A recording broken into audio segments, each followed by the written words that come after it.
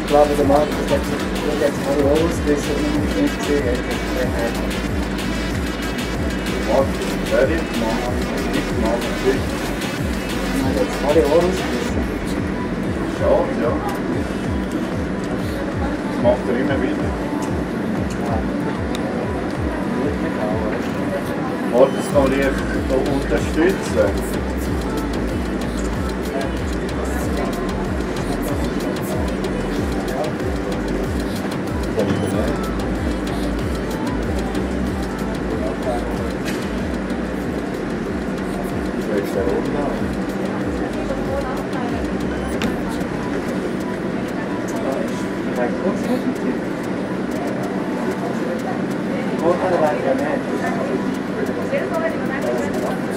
Man weiß ja für die Zukunft.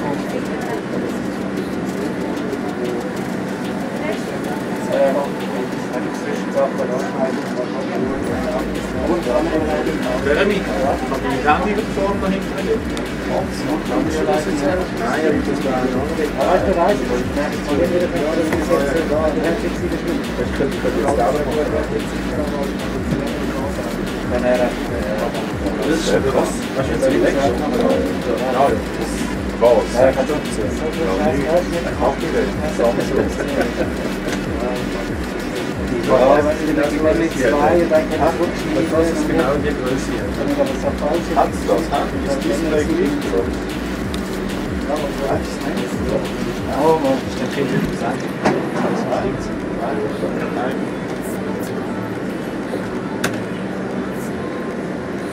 Das Teil generiert mehr geworden Luft als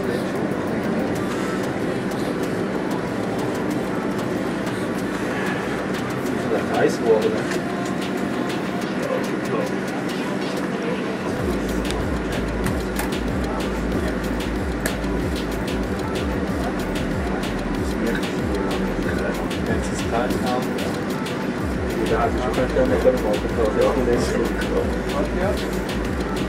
Schön, wenn wir im Team schon. Das ist super. Hey, jetzt hast du aber gerade ein paar Balkons, ne? Hey! 10 Balkons für 5 Ballen.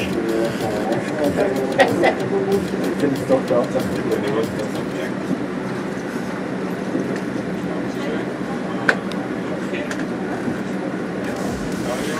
Hier.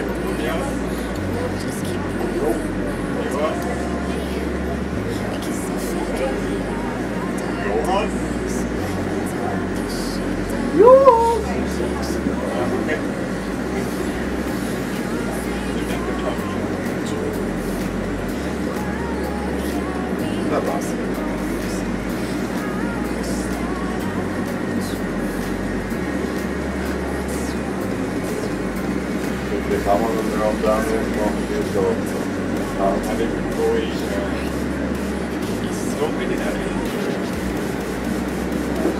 schauen, wann es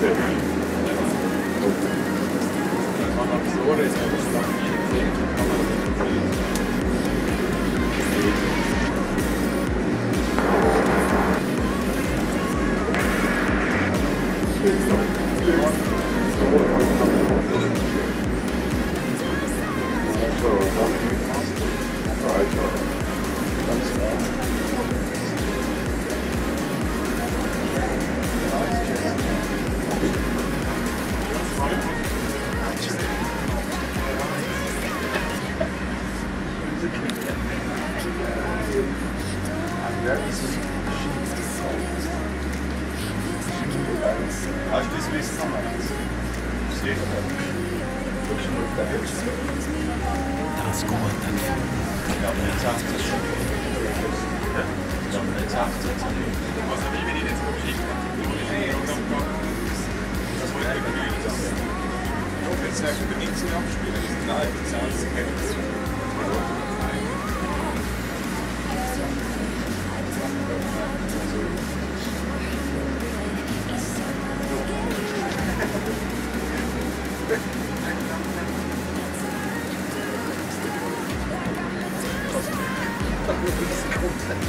Was?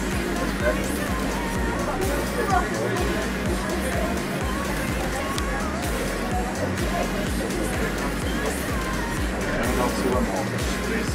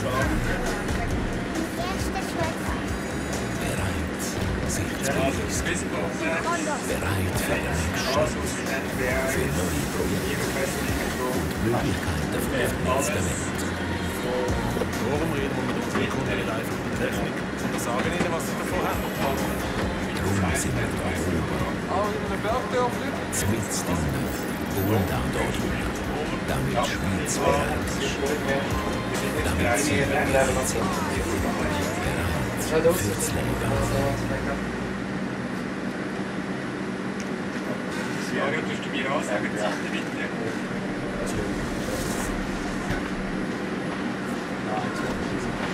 Ja, Entschuldigung. Ja, das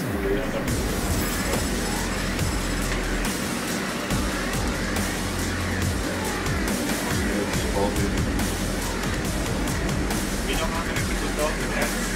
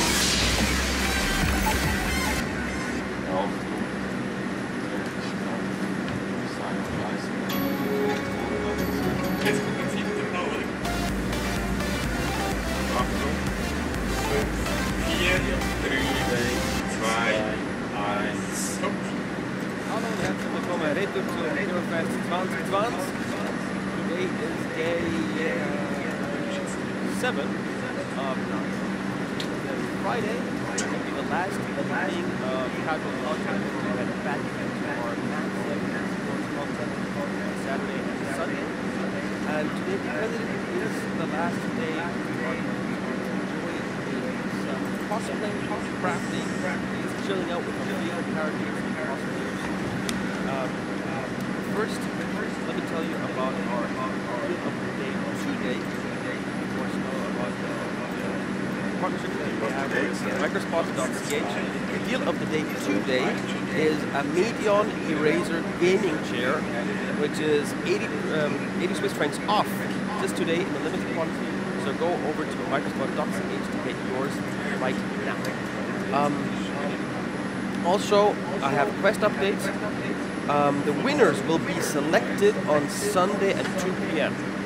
So keep that in mind. They're going to be live here on Twitch. They're going to be notifying who won our two prizes, our two main prizes. That would be the Oppo Find X2 Pro smartphone, brought to us courtesy of Swisscom, and of course a priceless PlayStation 5 with the custom Herofest Hero League design. So let's head into our very first segment. As you know, every now and again we had Swiss game developers here showing off their in-progress games. And of course we're going to have one very special game today as well. And since I think from the mythology and topic that it matches, I would love to introduce our very first guest, and that would be Amila, who's going to be here as Hippolyta from the Wonder Woman franchise. Hi Amila. How are you doing? I mean, I've been looking forward to this all week. I used to be a cosplayer, and now I get to hang out with some of my best friends. And I really love, you know, seeing you guys, what you crafted, what you came up with. You came here with the casual Hippolyta cosplay. By the way, if you're wondering, I did order them specifically to wear something comfortable today, because it's going to be a long stream, so if their costumes are not 100% accurate, it's all on me, not on them. So just to make that clear. Do you see anything not matching? I mean, the only thing, I wouldn't say it's not matching, I would say it's absolutely fetching, is that sweater that you're wearing, which has a very beautiful logo on it. Tell us a little bit more about that. Well, it all started with my boyfriend back in, I think when he was 12 years old. They started doing weapons like small knives and stuff, and somehow bigger. They started doing armor. I started doing more myself. Not knowing anyone, so I met, and then all together.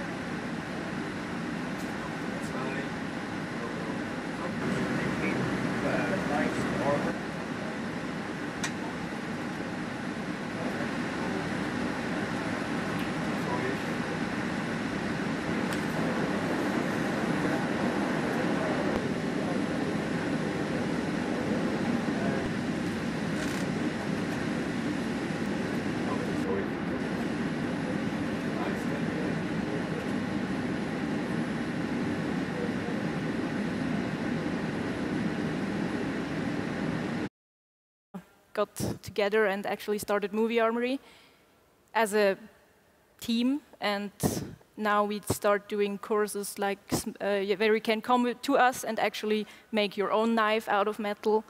We had one coming to us doing a small Thunder Fury. I mean, we can do it. We can do it, or we try to do it. Yeah, I thought it would be very matching today. That's so cool. So you also you offer courses, right? Yes. With Movie Armory. Yes. And that is with forging steel, or is that leatherwork, or either? I mean, we are just at the beginning. We had like a few courses actually doing metal knives in the blacksmith area we have, and I want to start giving leather courses too. Yeah, but that's all in the beginning. So if someone wants to actually come to us and learn something about leather or make some small armor pieces, feel free to ask. That's so amazing. That's really great. You're also going to be a cosplay judge tomorrow at the contest. Yes. What are you looking forward to? Oh, to all the costumes. And actually seeing people in costumes live, because this year we didn't see anyone in costume. That's true. Only sweaters and comfy clothes. Yeah, I'm also super stoked to see that again. It's been way too long since we had any kind of cosplay gathering, or just people around that have been like working hard on their costumes. So I'm really looking forward to that. And of course, we took all safety precautions that we can remain safe. But now that I have a player, I want to have a game. And that game is brought to us courtesy of Kevin, who's a game dev. Please, a little round of applause from our tiny audience that we have here, because as you know, we do have some people visiting us every now and again. So now I think we're about 10. So there's more. There's more and more. With safe space. Yeah. Hi, Kevin. You brought us a game, right? Indeed, I brought us a game. So hi, I'm Kevin, or Hoot, as people would call me usually. And I'm bringing a game I've been working on with my small team for a while called Helveti, which is a 2D character action game with some slight roguelite elements, and it's based on Celtic or Gaulish or Gallic, depending on who says it, mythology. I mean, that sounds really interesting, and that's why we kind of made the connection. Well, that's mythology, and Hippolyta's mythology, so why not have her go at a game? You know what? Let's just head into the trailer video that you brought us, Sure. And then head into the game.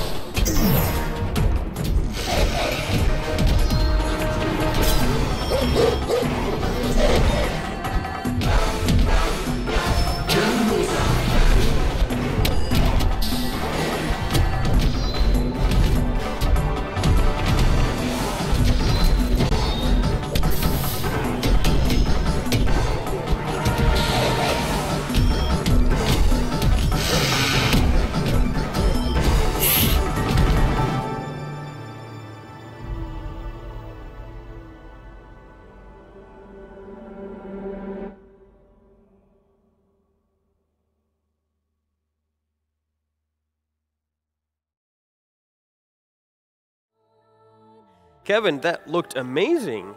Thank you very much. Well, this trailer is actually quite old because it referenced our Kickstarter, which we actually did last year, which was quite successful. So we're very happy about that. Well, congratulations. Thank you very much. But we'll be able to see that quite a few things have a little bit changed in terms of visuals and stuff like that. So, but yeah, let's jump in. So we want to go into the how to play or the new game? Oh, well, let's go quickly through how to play, Okay. just so I can also kind of explain the basics of the game. So, it is an action game. Which is very, very much inspired by... Originally, the game was inspired by works from a company called Vanillaware. For people who don't know, Vanillaware is a Japanese company who also do similar 2D action games like Odin Sphere, Dragon's Crown, Hamasa, and recently they've released 13 Sentinels. And so the will was kind of to do something a bit similar in tone with like very illustrated style and stuff like that.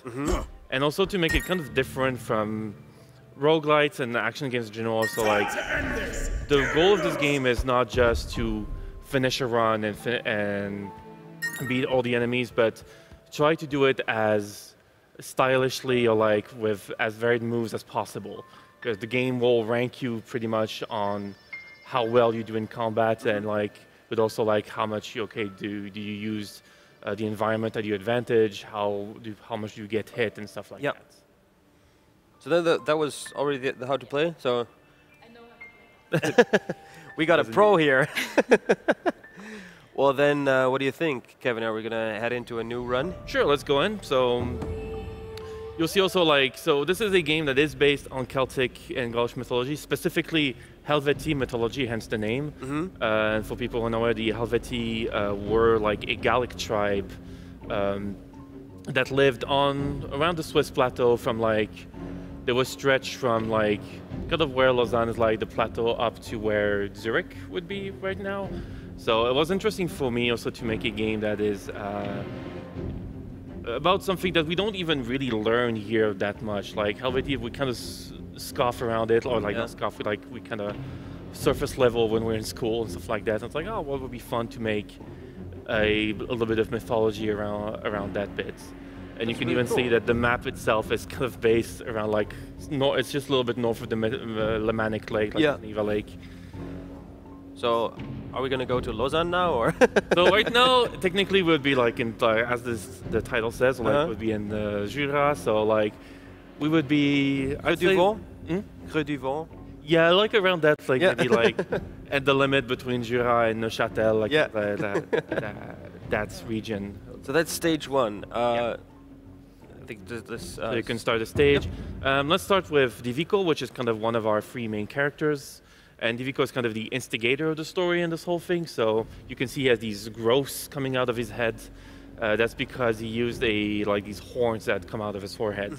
That's because he used a power that he shouldn't have, because he wanted to win at any cost, use the power of the gods. But that backfired spectacularly against him. And so now he has to venture along with Renard is our second character. They are like a fox that got turned into a human. So like they kind of joined the team. And there's a third character that's not in the game right now, a druid lady called Nameos, who is also like kind of the older, kind of like the mom of the group. Okay. Her role is kind of to wrangle her two like very overactive. So not only will they be different from a gameplay perspective, but also from a story perspective. So they all play through the same thing, but they have slight gameplay changes. So Divico is like our main character, and like he's like more like pure strength. So his thing is like, okay, I'm just gonna brute force through a lot of different things. Renard, they are more like based around parry, so it's more about timing and like risk taking. And Namios, she'll be more about summoning like powers of nature. She has a crow with her, and like she's more about placement and strategy. Should I start? I would say so. Like just. Can I start? You can. You can. I think the people at home also just want to like stop talking. I want to see the game. It looks so cool.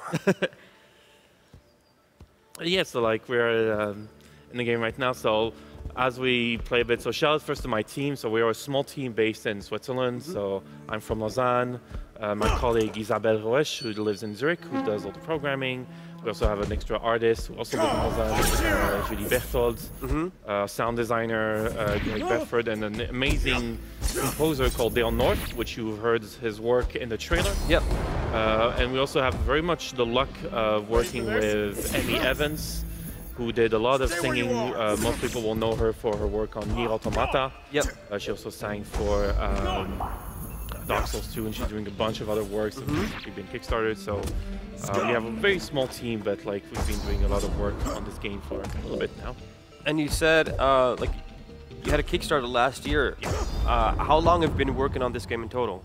So this game in total has been about like 2017 since the work kind of started earnestly, but like as it is with any games, that like it kind of goes up and down with like how fast we go. I said like since we've had like Isabel join the team like in 2018. How do I get that key? You're liking a key, so you have to get kind of lucky, either finding it in like pots you can break or like. So you need the key. Yeah, I need the key. Okay. You do need a key. And so in these chests, you'll find items that can improve your runs every time you play. So like, and every time it's different. So like stuff like it will give you sometimes a double jump.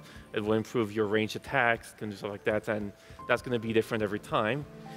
So now we see on the top right of the screen, there seems to be some kind of like a sectioned mini-map. Yeah, so you have a kind of a mini-map. So this is just mostly to indicate where you are, since the level's also randomly generated. So it's not much of a Metroidvania because you don't go back to explore, but you want to tell you, okay, so each time encounters will be different, items will be different, the rooms you'll find will be different, so it's mostly to indicate, okay, where you are, or something like that. So you can either go straight left, you can also go down if you press down and jump when you're over these branches, for example. So you hold down and you jump. There you go.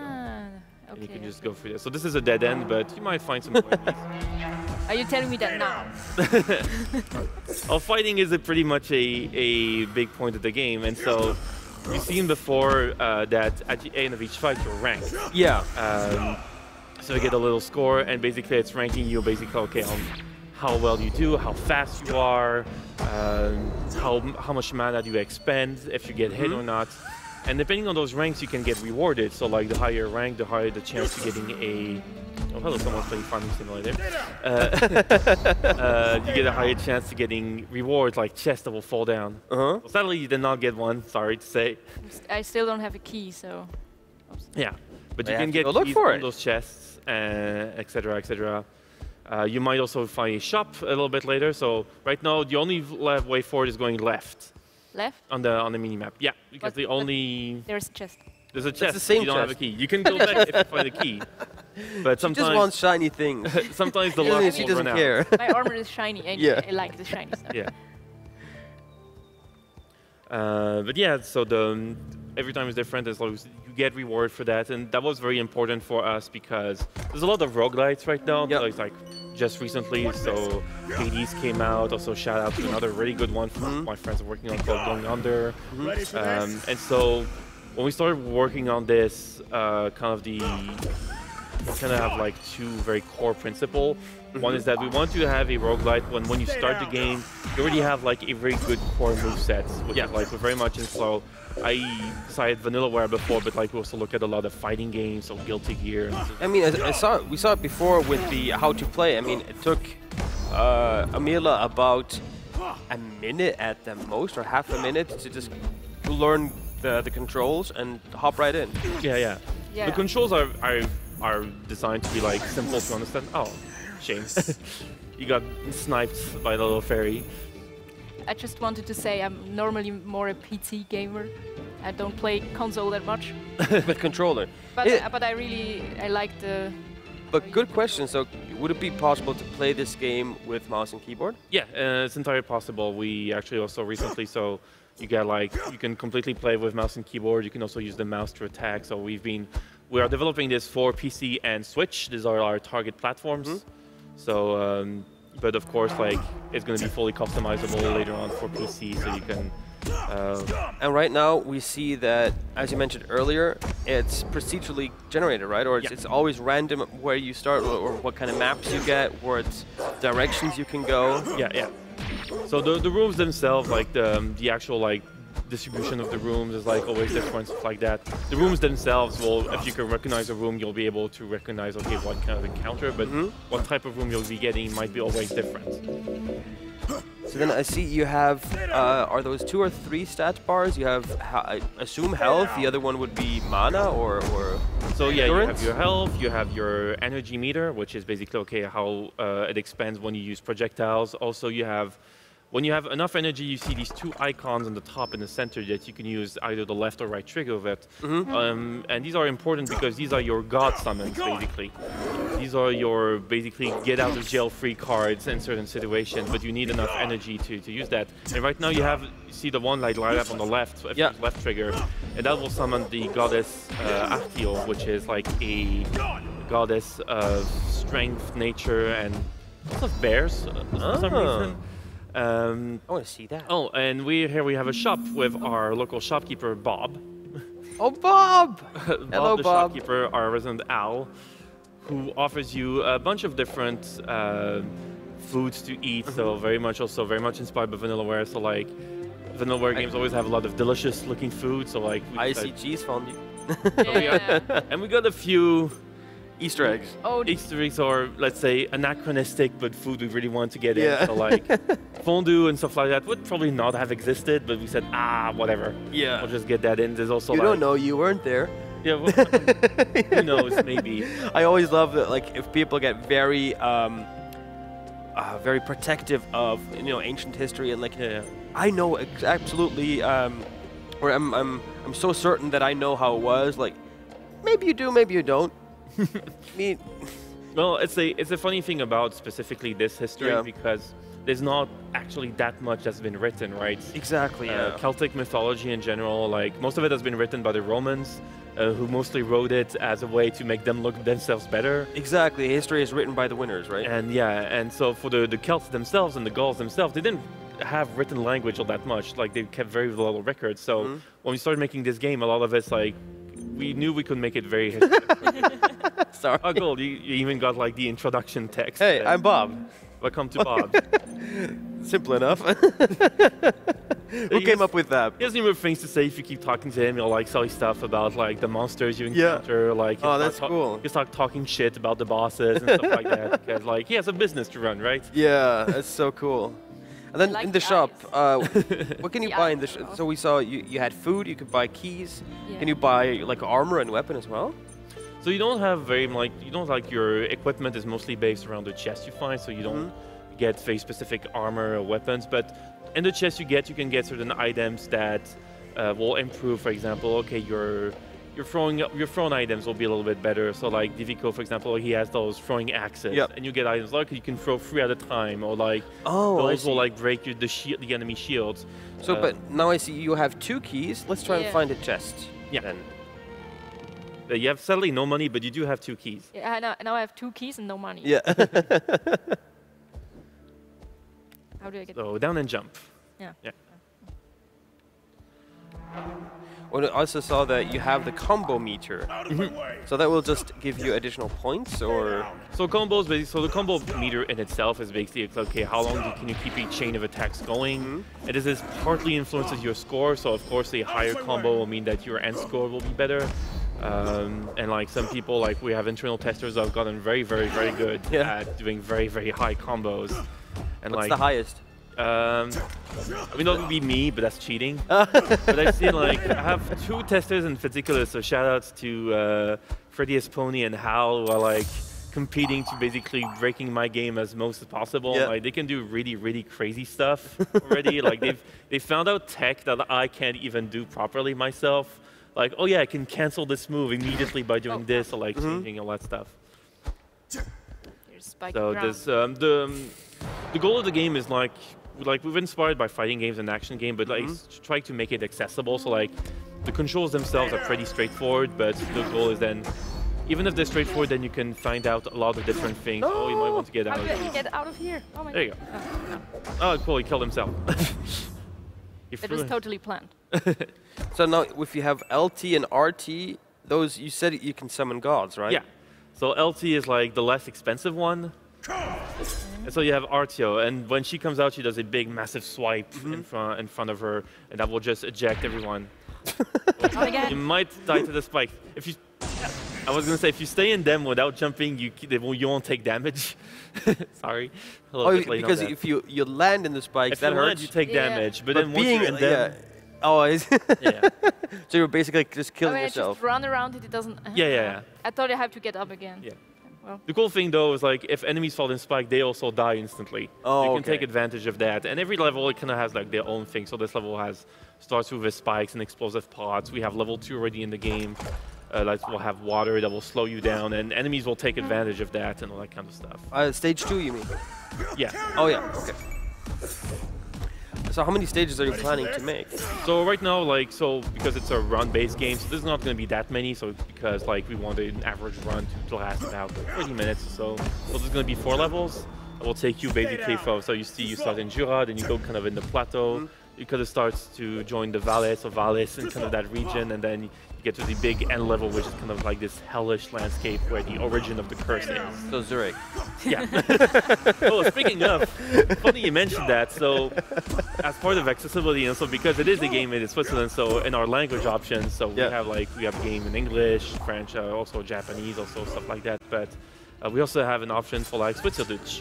Oh really? You can play actually in Switzerland, although it is the. Okay, I want to see that if you go to Bob's and he's like, yeah. Oi, ich bin der Bob. Yeah, ich bin Bob, and like all the interfaces will change and stuff like that. So like. Oh, that's cool. It's always very funny when we bring this game to Bern or Zurich, and also especially in Bern because it is like Zurich Schweizerdeutsch. Yeah. Like everybody in Bern starts starts complain because it's like it's not the actual Schweizerdeutsch that we used to.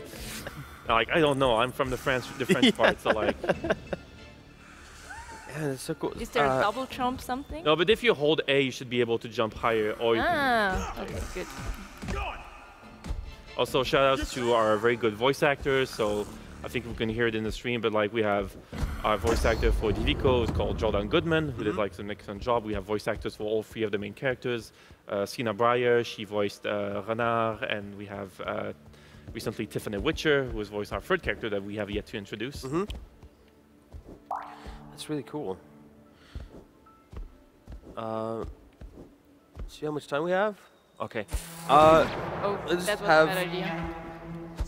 Amila play a little bit more, and I want to ask you, so if people want to get into this game, they want to get it or help test you or like get in touch with you guys, how is that possible? How can they get in touch? So the best way you can help any indie game in general is like to wishlist them on Steam. So we have the game on Steam that you can wishlist.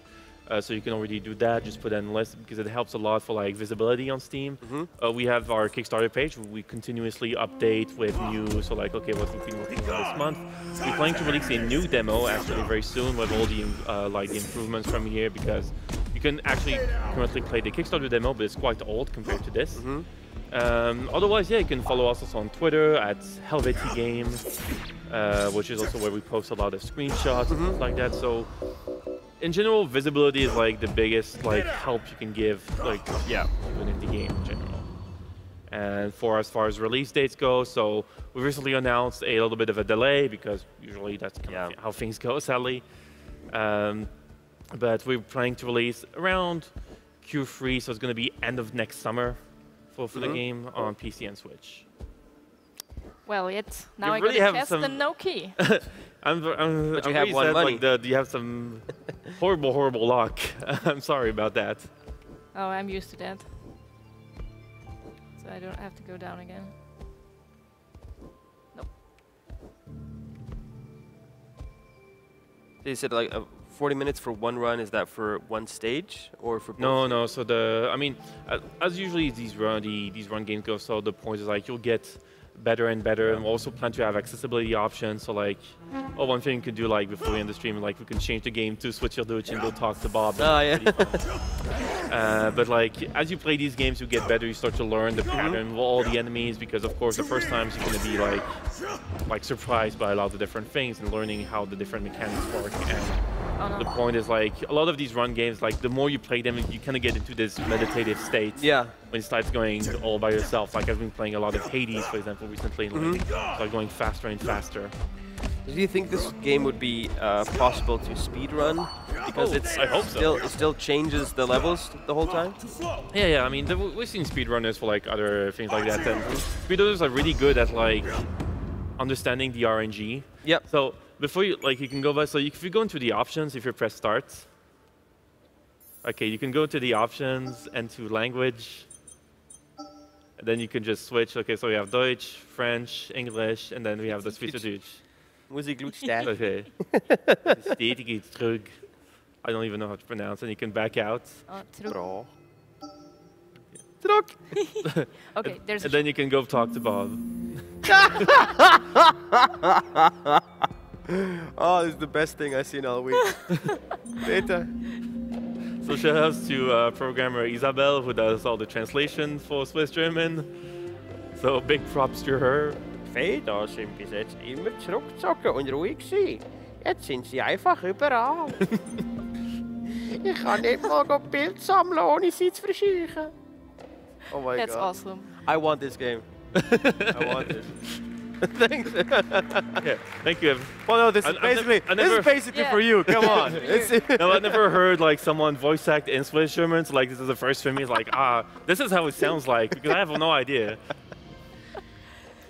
And with the eyes squeaking. Yeah. I can really imagine sitting there like, hello? I think owls are so cute because they can't move their eyes, so they always have to like. Yeah, they have to swivel the whole head. Yeah. Okay, so unfortunately, that is already our time for Helveti. I would love to see more, but unfortunately, we have a lot more content coming your way. Of course. Kevin, thank you so much for sharing this with us. Thank you very much. I will definitely wishlist this, and I hope you guys do as well. And head over to, it was at Helveti Game. At the Helveti Game, yeah. On Twitter, right? Yeah. On Twitter. Yeah, we're going to come to a short ad break, and after that, I'm going to be joined by my cosplay friends, and then we're going to do some fun stuff, some crafting, some cosplaying, and some chatting and playing and gaming, and we'll see. See you guys in a bit after these messages.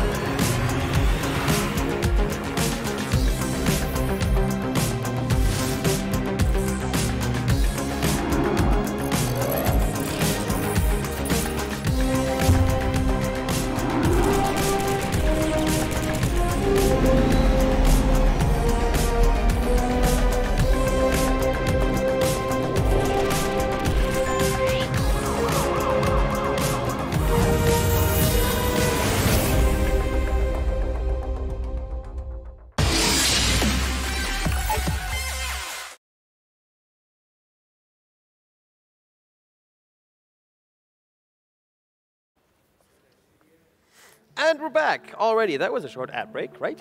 Yeah. Yep. Just not enough time for some food because it still looks delicious from before. Yeah, the gas fondue and what else did it? It had apples and yeah. That was a really nice game that he showed us. Now we're going into the main chunk of the evening. Are you as excited as I am? Sure am. You don't even know what we're doing. I'm scared actually, I have to say I'm a little scared. Yeah, I mean, for those of you who watched our stream on Tuesday, where I had the power over for streamers, you might know what to expect today. Although I have to say, I'm not going to be as mean today. Of course, we have 4 guests here tonight. I'm going to start off with another cosplayer that I highly respect and love. We have Tanya Sofia de Andrade. She's joining us today as Arthas, as a very chill Arthas. Yeah. How are you doing tonight? How I'm doing?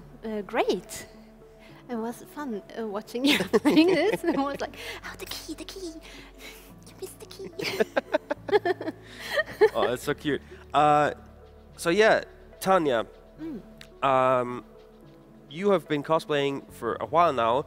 Probably most famous for Arthas or for Wonder Woman, where you won some contests with. For the Magar Orc, which coincidentally, these both women have done in partnership and won the contest with, right? Mm-hmm. Yeah. It's just amazing to see how you guys work and how far you've come.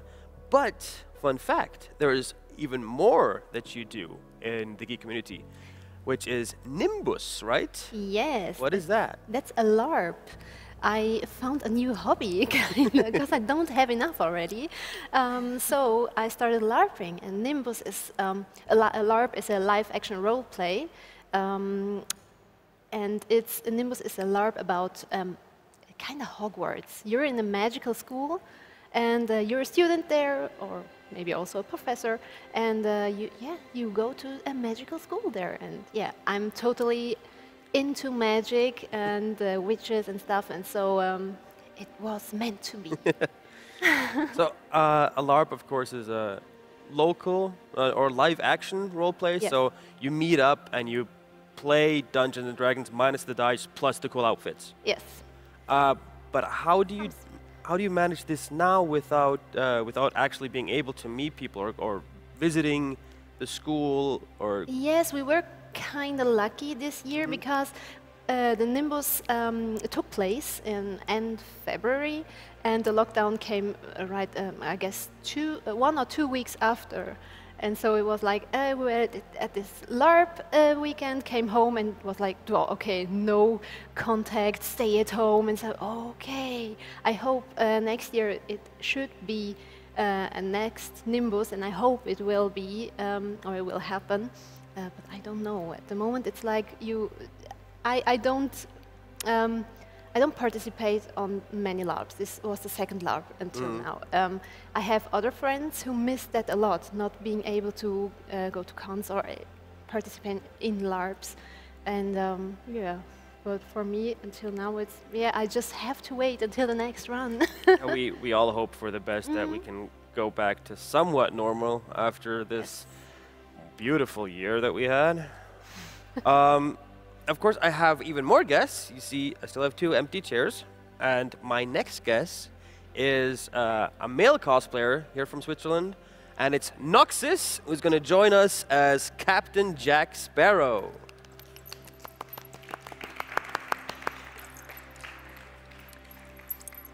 Hello, boys and girls. Hey, Noxus. You, of course, have been famed for being a heck of a good look-alike. Thank you very much. The famous Johnny Depp. You have made Jack Sparrow, but you also cosplayed a lot of other characters from the franchise. Well, I think it was Will? Aye, it was Will Turner and also the young Jack Sparrow from the 5th movie, from the recap. Mm-hmm. What have you been working on in the past, like the past few weeks during the lockdown? During the lockdown, I didn't do cosplay or working much on my costumes. I got 2 new hobbies and was more busy with them. But if I were doing something with a costume, it was mostly for Jack, because since I won here at Swiss Toy Digital 3 years ago, I think, my costume was so much upgraded. Till then, I got new hats, I got new pants, I got new bling bling.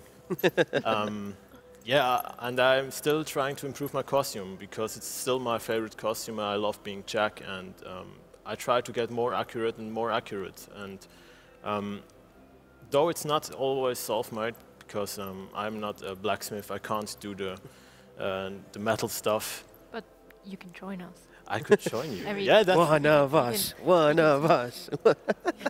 You can teach Assimilate. me, but I just can steal it from you, as I'm a pirate. Try. No problem. Okay, so we're going to go on to some friendly banter, which I totally agree with. It's going to be a lot of fun because, as you know, I have planned some challenges for you, so a little bit of fighting spirit is great. I have my final, last but not least guest. It's Sif as Siri.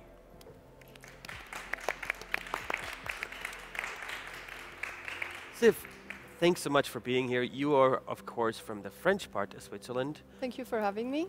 Of course. I mean, you've been a part of the cosplay community for a couple of years now, also participating in contests and, of course, being a part of the cosplay family, right? Mm-hmm. Yeah, right. Tell us a little bit more about the cosplay family. Well, the cosplay family is a group of people passionate about creating costumes and cosplay and whatever creative and going on stage and having fun.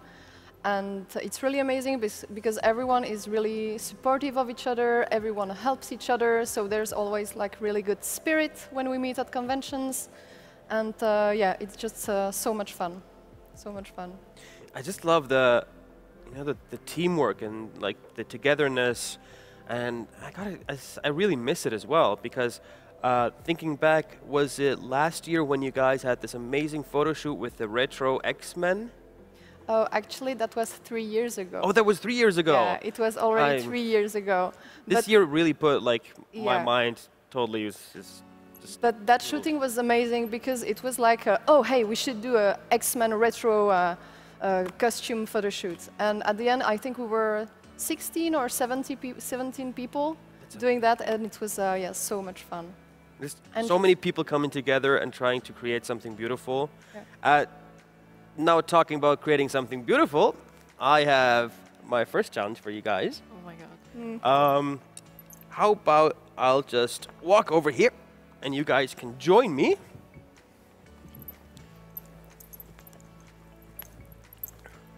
I have prepared a little something for you. As you can see, I brought some stuff. Most of it could be considered junk, but I like to call it little things that aren't precious yet. So I brought some tools and I brought some knickknacks and stuff. And the first challenge is called a prop challenge. So I have this here, and I will have 2 of you guys sat here for 30 minutes. You have the tools, you have the utensils. Craft me a prop. Any prop, doesn't matter what, just has to be a thing. You're absolutely free how it's going to look like, what things you can use. You can use anything of this in any way, shape, or form you wish. We have hot glue, we have some spray paint, we have a bunch of cutty things. So this is basically the first challenge that I'm going to pose to these guys. And the first 2 of you who get to do this are going to be Amila and Tanya. Are you guys excited? Absolutely. We can do that. I know that. Oh, we can do it. Were you expecting something like this? I was scared we have to do something. Well, good luck. I mean, thanks. I think it's hard to turn. My first costume was mainly hot glue, so hot glue is everything. I mean, this is how I make my costumes. I don't know. Yeah. It's a life I thought hack. this was like normal stuff. I never used glue. You never, right?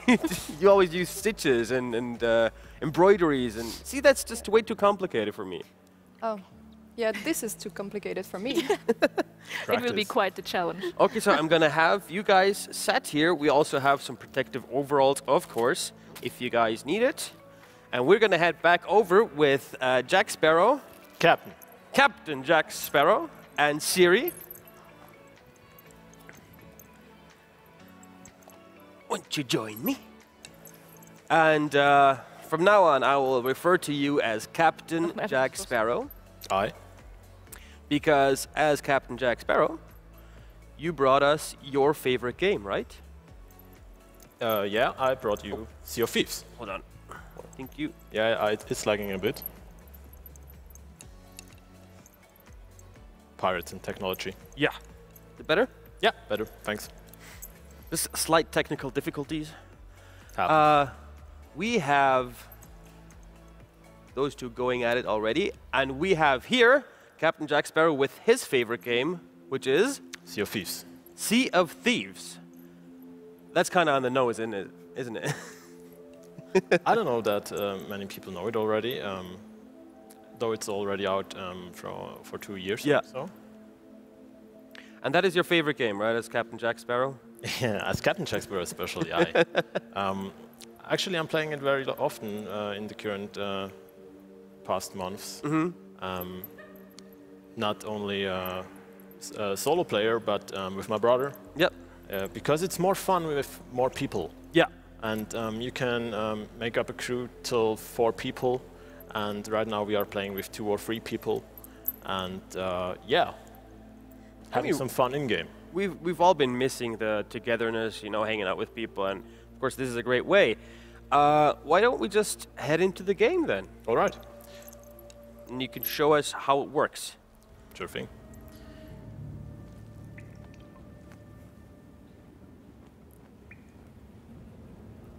Fell down.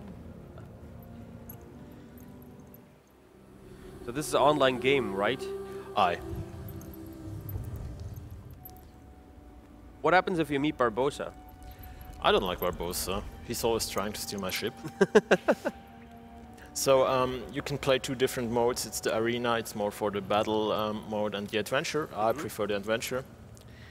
And then you can choose between 3 different type of ships. The galleon is for mostly 3 or 4 people. The brigantine is for the 1, 2 or 3 people, or even 4.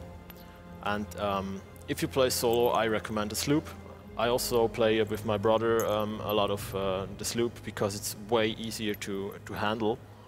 Which one is the interceptor? That the interceptor is a frigate, if I'm not mistaken. So you can't select that from the beginning because, as we all know, 2 people can sail that boat. Yeah, for sure, for sure. Until Tortuga, it is enough. Yeah. So you can play with an open crew with random people, or you can with a closed crew. Then you can invite your friends from the Xbox Live. Right now I don't invite people.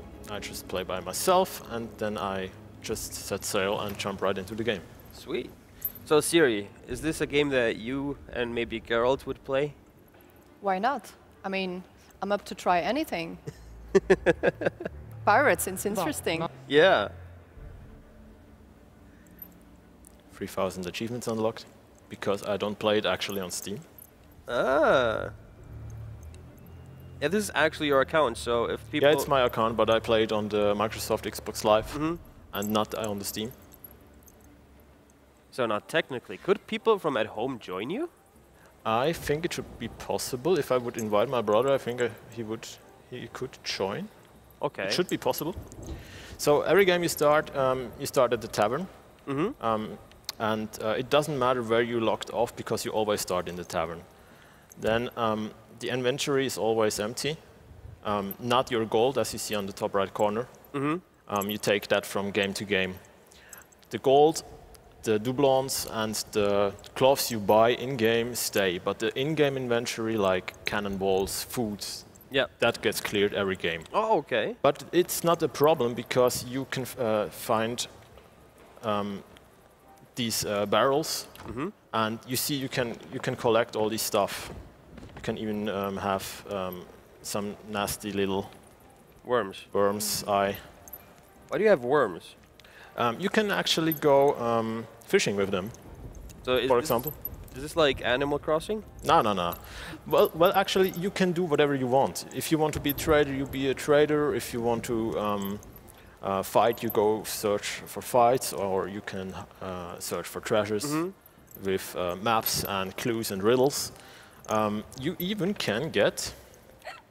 Greetings. Wait a second. You can even get drunk if I find it, or you can play music. Oh, nice. Okay, we have to cut that because that's copyrighted. Yeah, all right. No, I'm joking. You can vary between different stuff. You have a lantern, you have compasses, you have... Well, now my question is, though, Jack, where's your ship? All right. Where's the Black Pearl? First, I have to empty my grub. And if you, that's a really cool effect. If you kill multiple cops, you actually get drunk a bit. You maybe see it a bit. It's a bit. Oh, it's a little bit wobbly. Yeah, it's a bit wobbly, and the more you drink, the more you. Can you get blackout drunk? No, but you can vomit. It's very fun when you are with a crew of 4 people, and then at the end of each mission you go. Yeah, you see it. Okay. And I'm not doing anything right now. It's completely in the game. And then you have completed your missions, and then you want to just. Oh, I see a skull in the sky. What is that? Skull? Where do you see a skull? In the Skeleton? clouds. Oh, a skeleton. No, left. The other left. The other left? Back there. Where? I don't see a skull. In the sky. You were just playing. There was a skull in the sky? A cloud skull. Oh. I know which one you mean, but Back there. Where? It's just behind that. In the back. Yeah. I will go get it. Oh. So there are 3 different companies. Here's the one of the hoarders, and then you can actually browse. Hoarders? Hoarders. Hoarders. These are the gold hoarders. Okay, Yeah. I completely mistook that word. And then you can buy missions. For example, I can select one of these, and then you have missions on the or not. Didn't accept it. Wait, I go to the other one. So it's like you get a quest. Yes. Do the quest. You Yes. get a reward. Yes, exactly. You can go with the gold hoarders. Those are mostly searching for treasures or give you a map and you have to find it or make riddles. Then you have the traders. Then you have to bring different types of goods to people on a different island. And then you have the Order of the Souls. The Order of the Souls is based on fighting. They try to collect the skulls of enemies and riddle the secrets inside of those heads.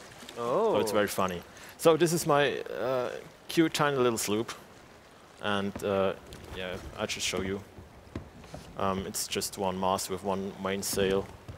Then you have 2 cannons on the sloop. You have 2 harpoons.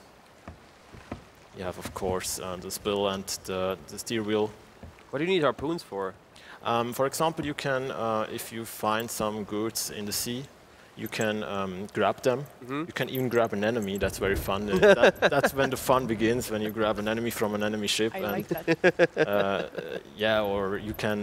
There are also sharks or even megalodons and krakens. Actually, I never met a kraken, but yeah. So then you have here to get the anchor up. If you are 2 people on the sloop, it goes very faster. Then we set the sail. So it's still kind of realistic. It's not like it's very realistic. Assassin's Creed where you could just jump on a boat and say, "I want to ride now." You can even attach the sail to the wind, and you have a compass here. There it is again. This skull. Yeah. Yeah. The skull is different to get alone because it's very hard. What is it though? It's a part of a story because there's Captain Flamebeard, I guess it's called. I'm not completely sure, and he commands the sea, and he has some type of ghost ships, and yeah, he tries to knock you off. Ah, I see. For the fighting style, you have 3 different types of guns you can use. I have the flintlock right now. Do you actually know where you're going? Do you have a Right map? Right now, not. Actually, it's Jack Sparrow. It's Jack Sparrow. I just go where the wind takes me. You have a map always in the captain's quarters. Okay. Right now, that's the only map you got. It's. How large is the world? Wait, I can show you. It's in squares like A1, 2. I think it was set, and yeah. Set 26. Okay. So with a bunch of islands you can see all around here, and you can go wherever you want. You don't have to do missions. You can just sail around and look for enemy ships, changing weapons.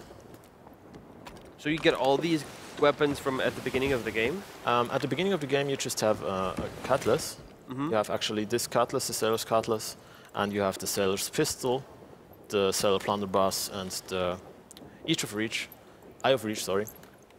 And these skins you see, you can buy them in game.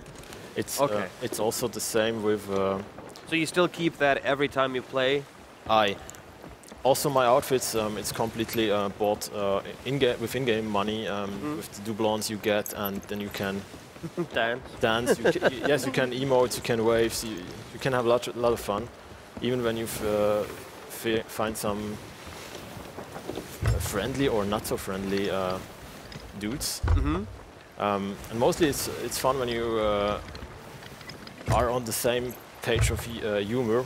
Yeah, and throw stuff at each other, or get drunk together and vomit over each other, and yeah, you know, it's all about fun then. It's not about competition, and we can let the anchor down so we can explore an island, for example. You can even use the cannon. Load the cannon. Don't tell me you can.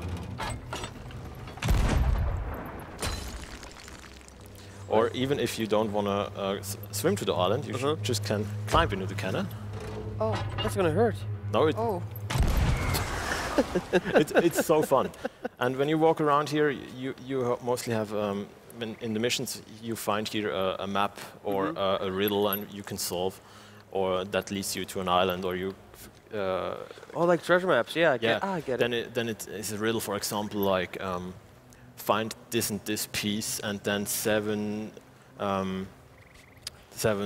foot lengths into east, and then you can count and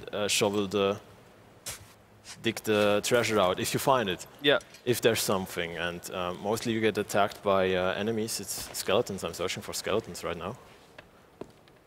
Oh, you see the bling bling down there? That's something. So you have gravity damage, actually, only if you land on water. It's not obviously not. A message I just found a message it's romantic. Maybe it's romantic. Maybe it's the next course of a bottle of rum. So I found something, and here someone is making a contract while I should get those 3 captains. I lost sighted on Sunken Grove. So I just have to get back to my ship now and find the Sunken Grove. So the Sunken Grove is a landmark? It's an island. Mostly it's directly on the island. There are a few islands that are not on the map. You have to find them by yourself. But the most of them are on the map. Do you know how many people can be on the same server, like on the same... I have no idea. I think the most people I have found, in the same battle at least, were 5 ships, 2 galleons, 2 sloops, and a brigantine. And I think we were about 3 people on each ship, so yeah, 15 people getting some... Oh, wow. Getting some stuff done. So you can then zoom in a bit, and then you Sunken Grove, I just found it. Then you can mark it on the island, but you don't mark it then on the compass. You have to navigate there yourself. So that's actually good. I think. Yes, it's very good. And if you are more people, then you can get some roles. Like one is the steerman, one can navigate, the other one is for the sails. And the 4th one loads the cannons, or is watching out for enemy troops, or drinks. Or drinks, or mostly it's very fun when we have our heading, and we just have to go to the other side of the map. Then we just play music and have some fun. That's so cool. One dude plays this instrument, the other plays the other instrument, and then you can. So we had the heading north east. Actually, you see on the compass. Now we're on the turn. Can even get some more sail. But I like the fact that it's not obvious where you have to go. You know. No, you I like have that to too. look You at have the to compass. Search, yeah, you have to really search it. And what I like most about this game is look at the waves. Look how realistic the games made the waves and the complete design of the wave. And yeah, it's a really beautiful game for like the stylistic choices that they made. And then when you have your heading, you see the wind. It's right now coming against me a little bit, so I can just adjust the sail to get more speed. And that's very good for the sloop. You can see actually the map from the steer place. On the bigger ships, you don't see it. You have to go under deck. So then you always have to like steer and then go back. Or you have. That's why more people is more fun, because it's really a cooperation game, and it's not an RPG. It's a pirate open adventure game. So you can do whatever you want. If you don't want to fight, you don't have to fight. If you just want to do fun stuff with your friends, you just do fun stuff with your friends. There is, though, a story campaign you can play. I'm not starting it right now because it takes several hours to get it. Last time I did one, we were on it for 3.5 hours, I think. Because also when you head to a new island, you find, like I found before, a bottle, or you defeat an enemy who drops. Yeah, you get distracted really. Yeah, you get distracted very easily, and then when you don't. Oh, actually, I just get attacked by a pirate ghost ship. Good, they come. Ghost ship. Show you. It's a pirate ghost ship. Yeah, you can see it on the enemies. There are skeletons there. They try not to. I try to get them. You can also knock on the enemy ship, so you can easily get them. I try to now ram them, or even get on their ship. They are attacking me, and now they hit me. Yep. Because they hit me, I now have a leg, and you have to repair the hulls, or else your ship will get completely with water. And will sink. Yeah, will sink. Then you have to get the water out of your ship. I think I have a leg more. Yeah, there it is. So this other ship, it's other players? No, this one is a computer. Okay. Ghost ship. It's a ghost ship, yeah. Okay, the ghost ship are NPCs. Those are NPCs, aye. Okay. Oh, I missed now. How often do you come across these? Depends. Mostly they just hit me. They don't like you. No, they don't like me. Actually, they even damaged my steer wheel. That's why it's even better when you play with more people, because you can't do all these things at the same time. Yeah, you can fight back You and can't fight, repair you can't and navigate, and you can't repair. You can't do that. So mostly. I think you're just really. That was just really unlucky then. I just I don't know. They don't like me. I don't know why. But I can do this. Oh, I see where you. Oh. I just missed them. Oh. And you see on the bottom left, this is my health bar. Yeah. Yeah, my ship is sinking. It doesn't matter. I get a new one. Okay, if you survive in the ocean, I mean, you're in the middle of nowhere. I'm in the middle of nowhere. That's why I'm searching for a mermaid. A mermaid? Yes. You didn't tell me they're mermaids. If you get there she is. If you get lost on sea, then you can just swim to a mermaid, and she brings you back to your ship. So they are pretty nice mermaids. These are nice. They don't want to eat you. I'm glad. So that was it from Sea of Thieves, saying thank you so much.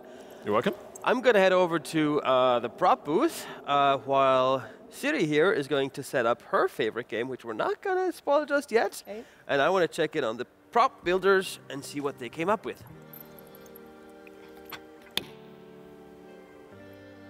This top secret.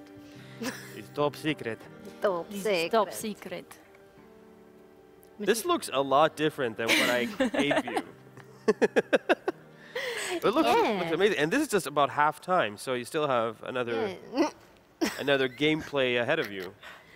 Yes. So what have you been working with the most? Foam. Foam. Foam and hot the glue. easiest. It's Foam and hot glue. The things that you know. Yeah. I want to see how much stuff you can actually like hide inside of it. It's a secret. Eventually.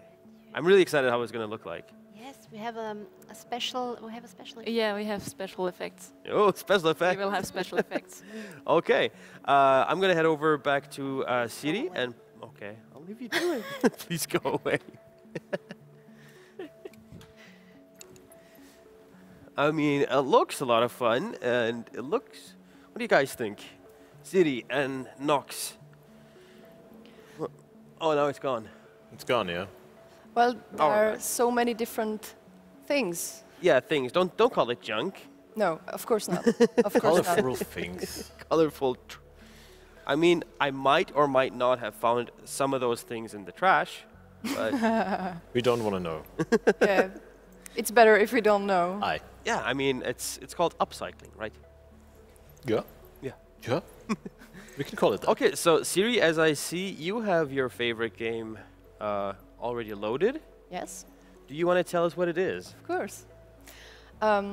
Before I say it, I'm a lady of many worlds. I travel a lot, so I walk a lot. And I like to walk and explore new countries and mountains. And there is this game, one game, when you can also walk a lot, but I can do it from my chair, so that's amazing. It's Death Stranding. Death Stranding. Yeah.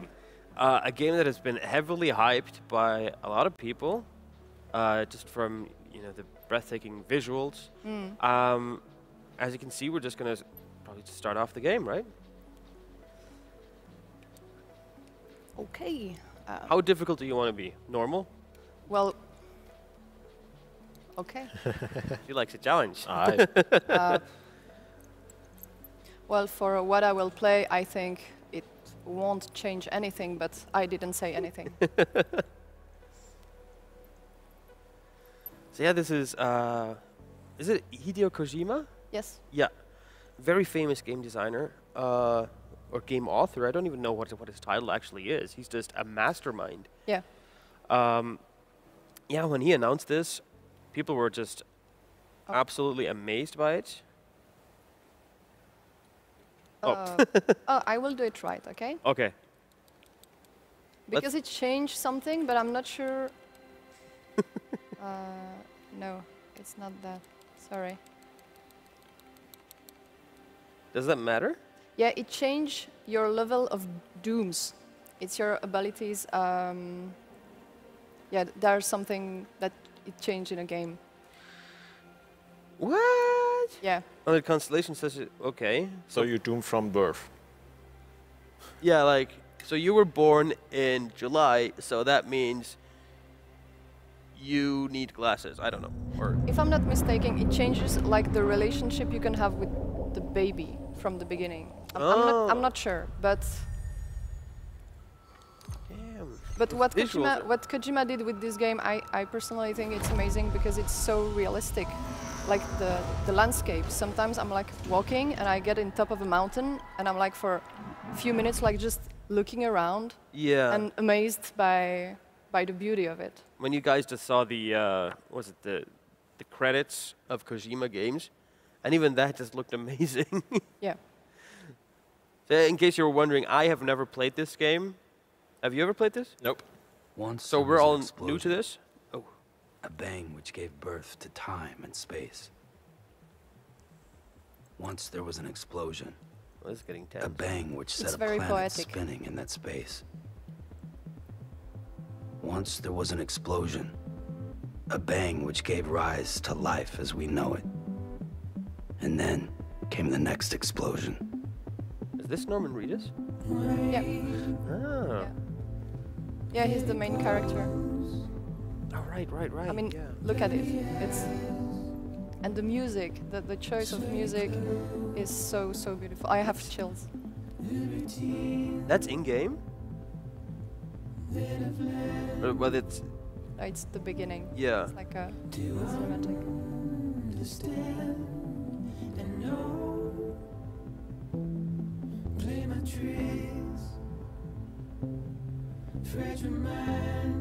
basically like a movie then. Yeah. I think in the whole game you have 7 hours of cinematics. It's insane. Crazy. But it's really immersive and beautiful. So if you have 7 hours of cinematics, how much hours of gameplay do you have? I finished it with 80 hours. 80 gameplay. hours? Yeah. But I took my time. I did like all the side quests and everything. So maybe you can finish it You're a quicker. completionist. Yes, it depends of the games, but Yeah. this one I wanted, yeah. This is in game. It's in game. Yeah. Holy. Those details are nice.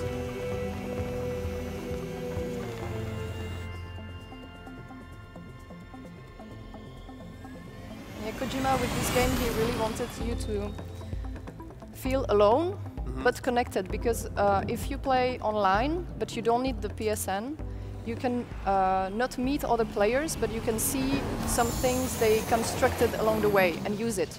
Oh. So you can actually help others without even meeting them at all. That's good.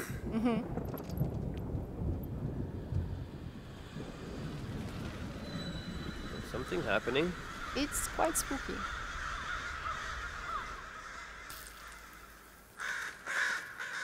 I don't like that. Did the bird just shit on his head? No, it was just water, Oh, okay. but the hair went gray.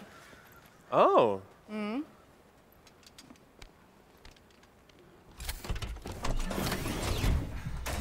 Yeah, actually, the waters that falls, if it touches you, it ages your skin or hair or whatever.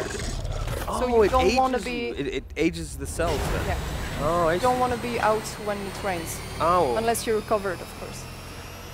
I do want to ride that bike. Yeah. It looks fun. looks really cool. It's very practical. You think it's electric? Is it electric? I think so. It's a Tesla bike? Maybe. Not bike. It's definitely electric.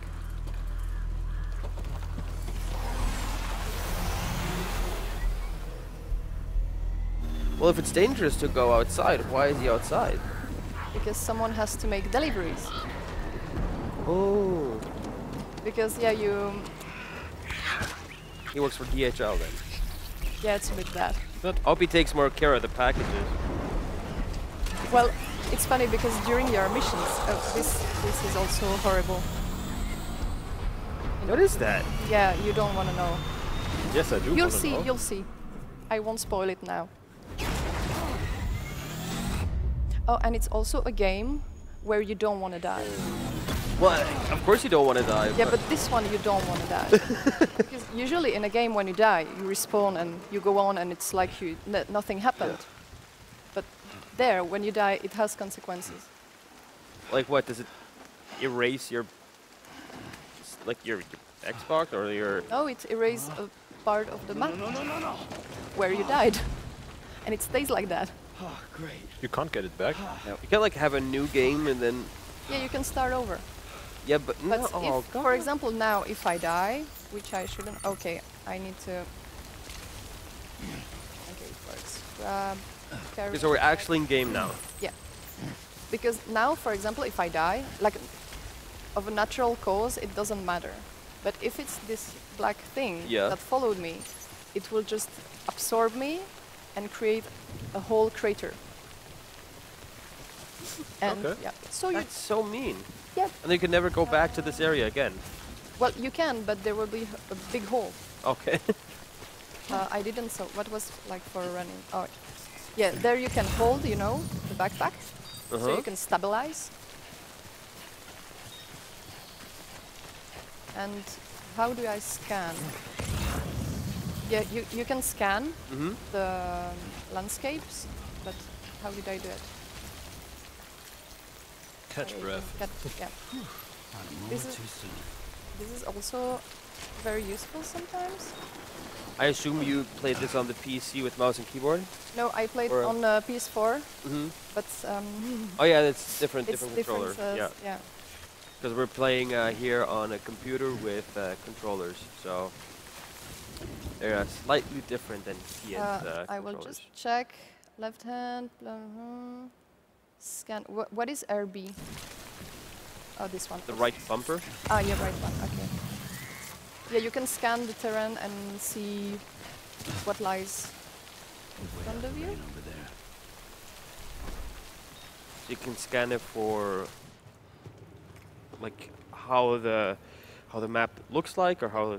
Sometimes there is a storm and you can't see anything around, So it's very useful to see if there is a cliff or not in front of you, because you can fall and die. I see.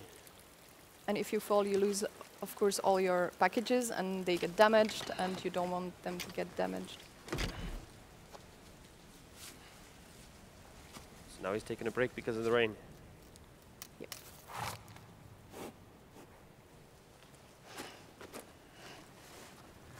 Is that a stag? I think so, yeah. And he has this, have you seen his back? He has like hand marks on him.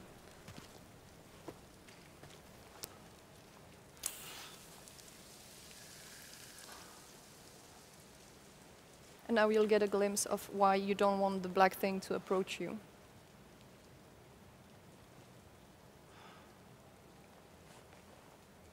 Oh yeah, I see the hand marks now.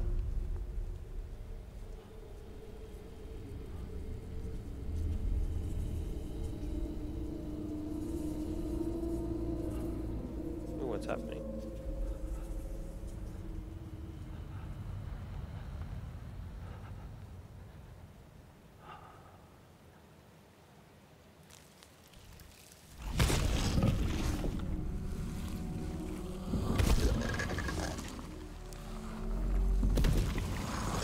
That is creepy. But I like it. That's why you want to hold your breath, because when you hold your breath, then they don't feel you that easily. They can't see you? No. They just hear you. Yeah. Wait, what? Or feel you.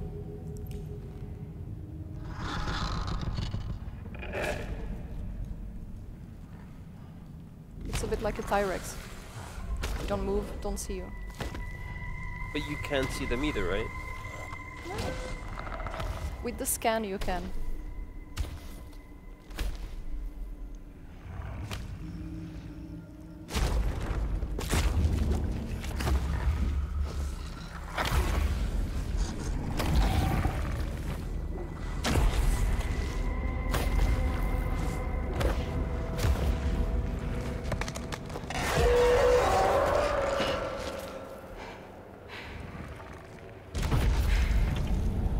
If they touch you or feel you, they will just like grab you to like black water and drown you there.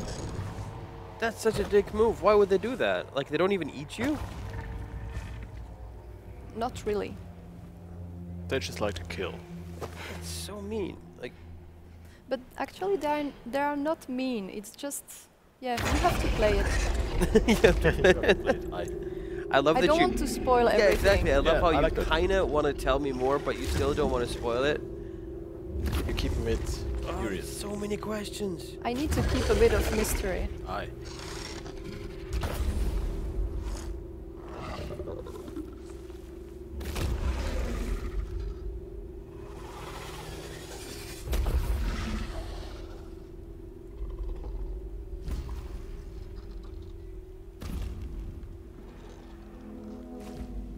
I mean, I know there's a lot of cutscenes, but I'm enjoying myself. Me too. I'm So tense. I'm happy. I'm tense as a mother. Yeah. You don't play games, you play a movie. Mm-hmm.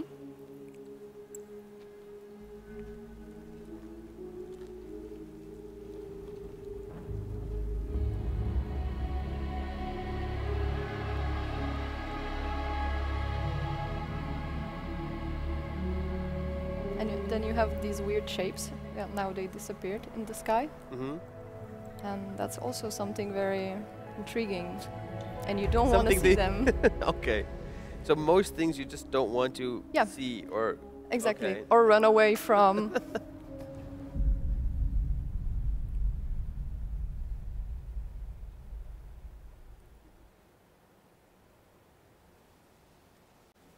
So that was the prologue, or this is the prologue. Yeah, that was just a small part, introduction of the beginning. I think they're gone. What the hell? Well, I need to grab you so unfortunately, that has been our... Tears. Seriously? You don't want to go on? It's only 80 hours. Of course I want to go on, but we have a lot more to do. I know. think you got Thanks for showing us the What's your level? gameplay, I guess. You can see them. Well, I've shown you a Yeah, bit of a movie, but yeah. What are you doing here? Trying to stay Oh, dry. wow. Same as you. But yeah, I can only recommend you to play it and experience it Time because falls it's later. you. As I said, you feel alone but connected at the same time, and it's such a different name is experiment than in any other games I've played. Yeah. And that was also something I liked because it was totally different right? than from the gameplay you're used to today. Yeah, With, for example, quick rewards, you know. Yeah. This one you don't have any quick rewards. You just have The man losses who and You have pain a lot and of pain sadness and exactly, depression. yeah. A perfect game to play No, no, during no, but- lockdown. That's why a pirate should have run with him. Yeah, Where, why on not? what platform you played at? PS4. PS4. Yeah. Is it PS4 only? Well, I guess now on Steam, but I'm not sure. I think Kojima wanted to make it on PC as well, but I think it's on the making. okay. Well, they're gonna start eating like little maggots. Yeah, it's Cryptobia out, and it gives you like blood. Okay. Because you have also your I mean- level of blood, of course. Yeah. Well, Don't try that at Thieves because you get sick of Don't do that at maggots. home. okay. Let's wrap this up here with Death Stranding. I thought Fragile Express had plenty of people. I really want to keep watching, but yeah, we have way more important stuff to do. So back to us. Thank you. Right now, I want to share something with you that we did earlier this week. The prop guys, how are you guys looking? You happy? Yes. So that was your time as well. Don't show it yet. We're going to No, we reveal it don't at show the end. Don't look at it. While we set up for our next little challenge, we had the chance to get one of our dear cosplay friends, Germia, who was a cosplay contest juror or judge last year. We had the chance to have a small talk with her, so we're just going to roll the clip and see you guys in a bit. So this is another interview that we made, and this time we have a very special guest here. She was a guest last year at the Herofest, one of our cosplay guests, one of our cosplay judges. Straight from the Czech Republic, we have Germia. Hey Germia, how are you doing? Hello. It's very nice to see you. You are just amazing, guys. I really miss you. I really miss Herofest, and I'm so happy I have the opportunity to be here with you today. Hopefully, we'll get to know some more stuff, maybe about me and about how it works on Herofest Switzerland right now. And yeah, I look forward to the interview. It's great having you back in some kind of way. Of course, we would have wished to get you over here, but due to the current circumstances, it's a little bit difficult. As you know, the Herofest, we weren't able to make a convention or have a convention, and we still wanted to present something special, and this is what we came up with, and of course having you here, and we wanted to know, like, what are you working on right now? What are you doing according to this situation? So with cosplay, it's a little difficult right now. I know a lot of cosplayers are maybe losing motivation, but please don't use this time to maybe learn something new, maybe get try to do stuff you didn't have time for before. For example, I tried to use my time and learn some more leatherworking, and yeah, this is the best opportunity actually. I know there is not so many events, but a lot of events, for example, like Herofest is doing a lot of stuff that is on the internet. You can watch it, you can take part. There are a lot of contests also online, so don't worry about it. This will be probably just for a short time, and let's use the time as good as we can.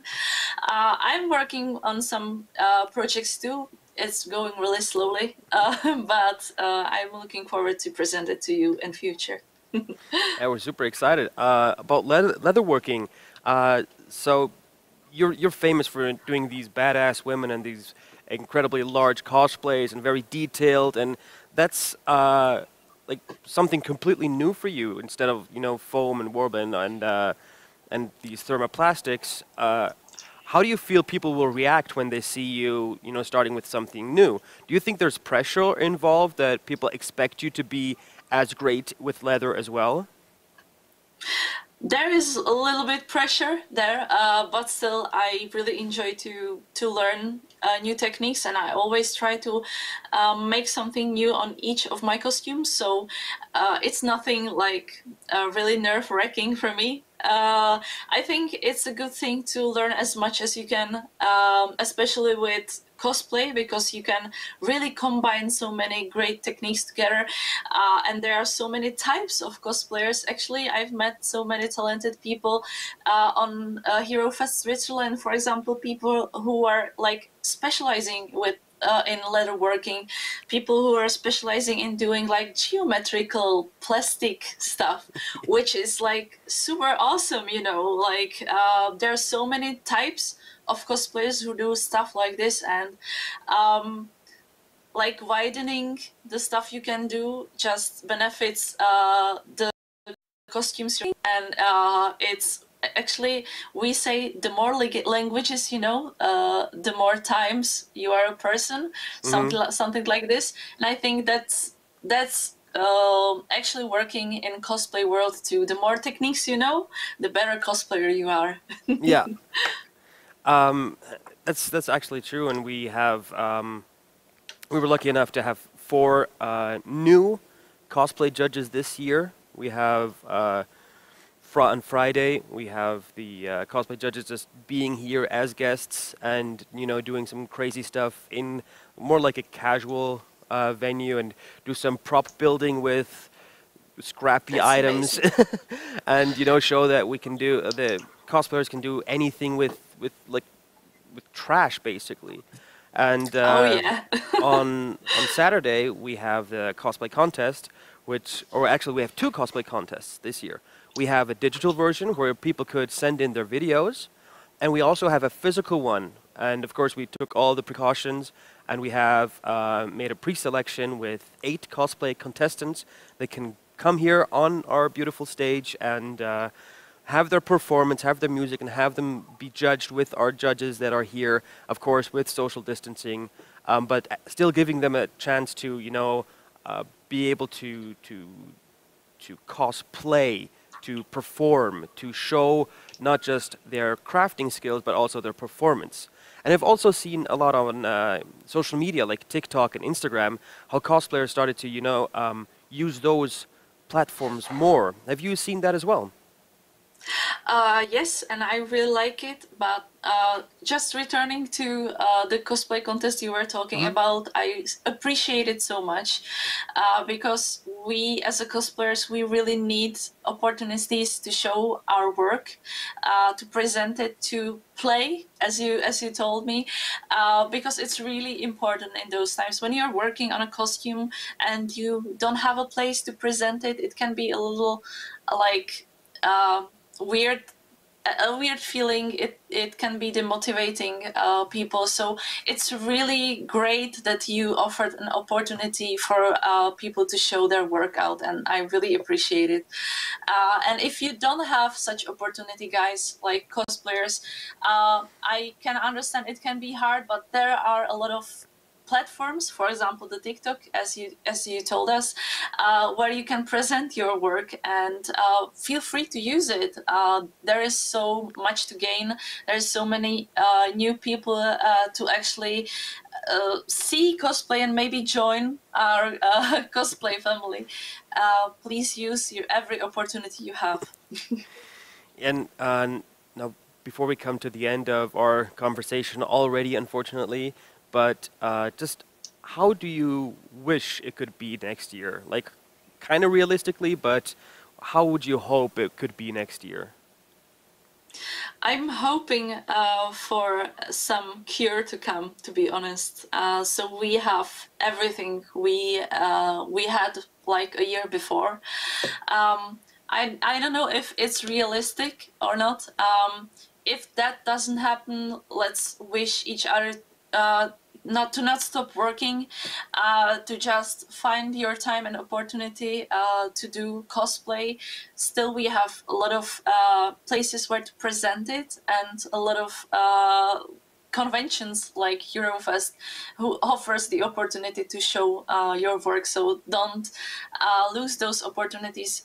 I'm hoping we'll have, for example, this kind of smaller competitions for cosplayers, maybe present them in the studio, or just smaller type of conventions with all the precautions and all the safety measurements, and we can do this together and we can go through this together. I'm sure. Yeah, being together, that's a great final word from you. Thanks so much for your time, and of course we hope the best for next year, and we hope to have you back soon. And thanks for being with us. Thank you so much. Thank you so much. I'm wishing good luck to every cosplayer who will present their work on the stage, and good luck to also those guys in the online competition. Thank you so much to you for this beautiful interview. Thank you. So that was it from Germia. Thanks again for her to take the time and be here with us. And we're going to go back ahead with the program.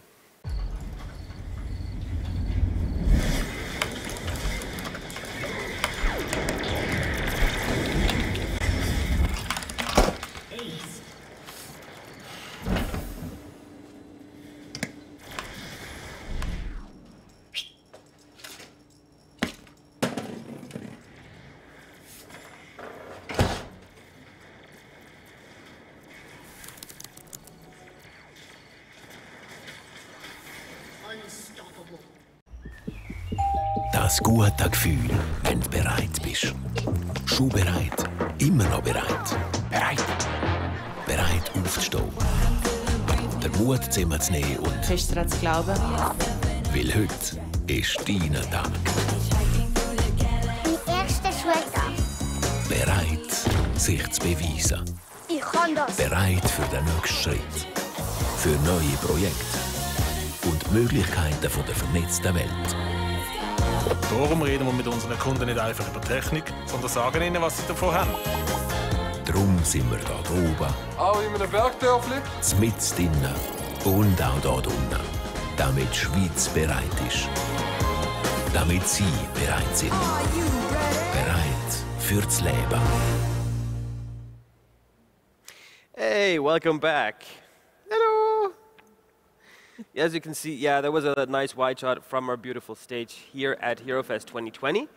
I'm sat here with my 4 guests, and are you guys ready for your next challenge? Of course. I guess so. I mean, you're a little tame. I hope I didn't scare you off with the stream on Tuesday. So, as you guys know, cosplay is a mix between costume and play. So you build your stuff, you craft a costume, but then you also become a character. Is that right? Correct. And you guys also, as the cosplay judges for tomorrow's competition, you will not only judge them on their, or evaluate them on their crafting skills, but also on their performance. Is that right? Right. Yes. So now what we're going to do is I'm going to judge you guys on your performance. Thanks for that. No pressure, and it's just purely incidental that there will be a literal spotlight on you while you're doing it. So I have prepared some just short voice lines of your characters. And I'm just excited, to see your process. Maybe the cosplayers at home, the guys that are competing tomorrow, might get some, some input, some little nifty tips from you guys on what to do. Or what not to do, or how to, get into the mind space and how to prep for this. So I want to just start off with one of my favorite characters, Jack Sparrow. Nox. It's still Captain. Captain Jack Sparrow. Would you please move over there to the, I would say, performance area? There will be a spotlight on you, exactly. And I'm going to play the voice line first. All right. then you know what it is, and then you can talk us through like what your motivation is. What I'm thinking and how I'm supposed to go on the scene. Yeah. All right. So for you guys at home as well, for the first time, let's hear Jack's voice line. You know, for all that pirates are clever cogs, we are an unimaginative lot when it comes to naming things. Right. I once sailed with a geezer, lost both of his arms, part of his eye. What'd you call him? Larry. I love the scene. I know exactly which scene it is, and it's one of my favorites. So how do I go to a scene like this? Obviously, it's important to know which scene it is, and I hope you have played the game or watched that movie many, many times, as I did with Pirates of the Caribbean. And yeah, I almost recognize every single voice line of Jack, of course. So I actually can see Johnny Depp acting on the boat with Jeremy Gibbs in front of Shipwreck Bay, is it? Where they meet the complete pirate council. And yeah, they were discussing how the pirates named their islands Shipwreck Bay because, yeah, a lot of shipwrecks on this bay. And that's why this conversation is so hilarious. So I just think it's more not seriously to take, and I think to bring that over, it's a serious conversation, but you don't have to take it serious. I hope you get what I mean. Yeah. Typical Jack stuff. All right. So, are you ready? I guess I am. So then we're gonna try and sync that up. I will play the sound again. Right. You know, for all that pirates are clever cogs, we are an unimaginative lot when it comes to naming things. Right. I once sailed with a geezer, lost both of his arms, part of his eye. What'd you call him? Larry.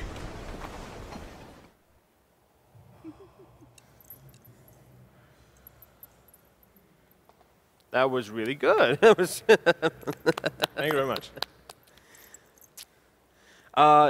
So yeah, what do you guys think? Did you do a good job? Yes. I think so. I mean, It's obviously Captain Jack Sparrow. Yeah, if I have a hat, I would yeah. chapeau. Huh? What I think is amazing is your memory is incredible. Like, you knew exactly the scene that I picked for you. You knew where they were standing, who he was standing with.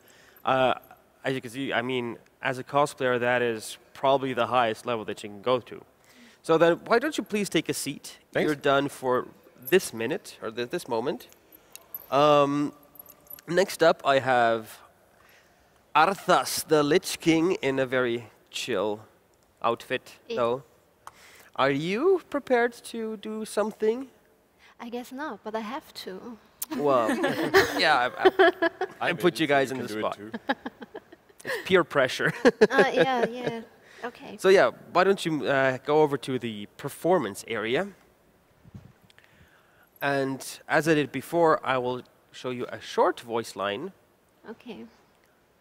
And we're going to play it right now. Bow to your master. Fail me and it shall be your undoing.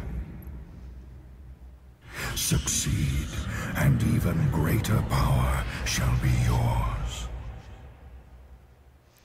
Okay. Are you in the right mindset? I mean, if I look at you and hear that voice coming out of your mouth hole. It's gonna be really strange.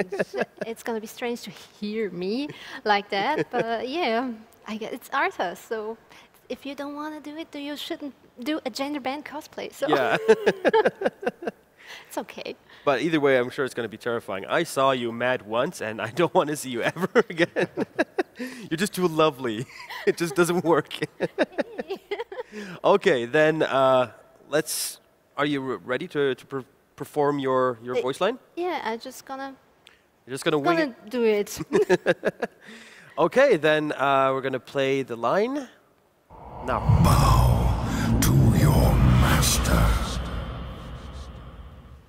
Fail me and it shall be your undoing.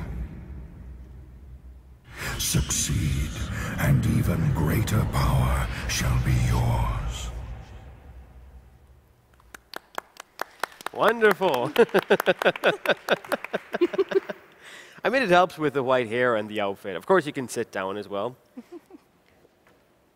I really have to tell you guys at home again that I've just selected random voice lines that I knew that they will be dressed as, and they haven't prepared at all, so there's no rehearsal involved. They just put on the spot, literally. Of course, for a lot of contestants, that is completely different, where they, rehearse over days and weeks and months even to perfect their performance and their movements, as you did with Jack Sparrow, which is very famous for his very leisurely movements, his flamboyant almost.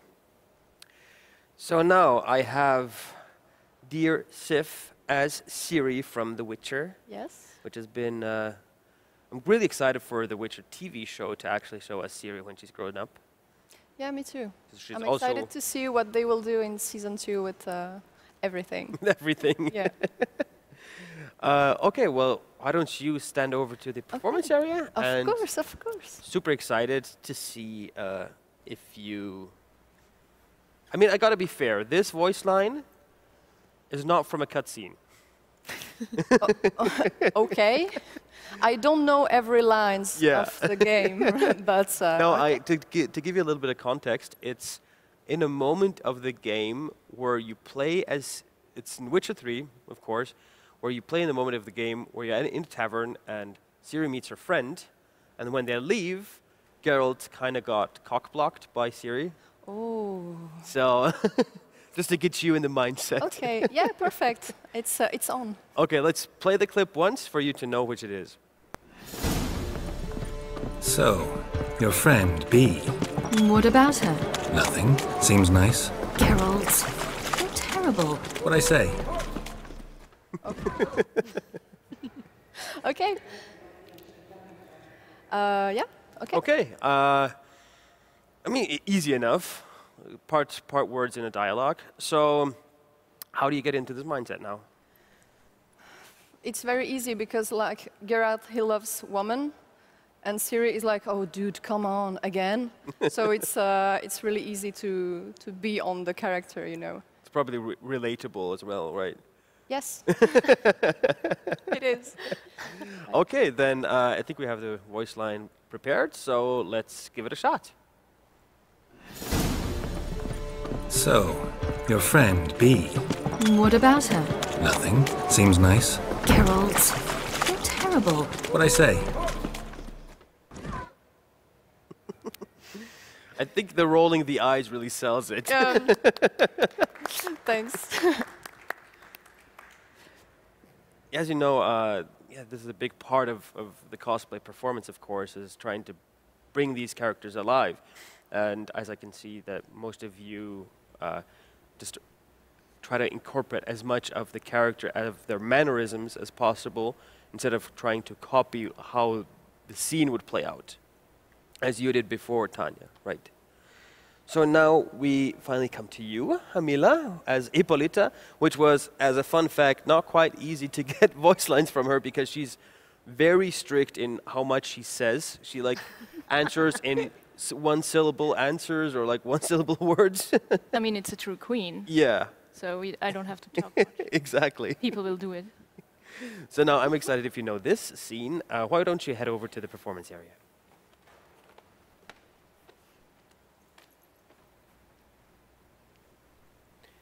And we have it lined up. Let's just play the clip. We have to light the ancient warning fire. The fire has not burned for 5,000 years. Men won't know what it means. Men won't. She will. Yeah, as I said, a woman of few words, but a lot of heart, I guess.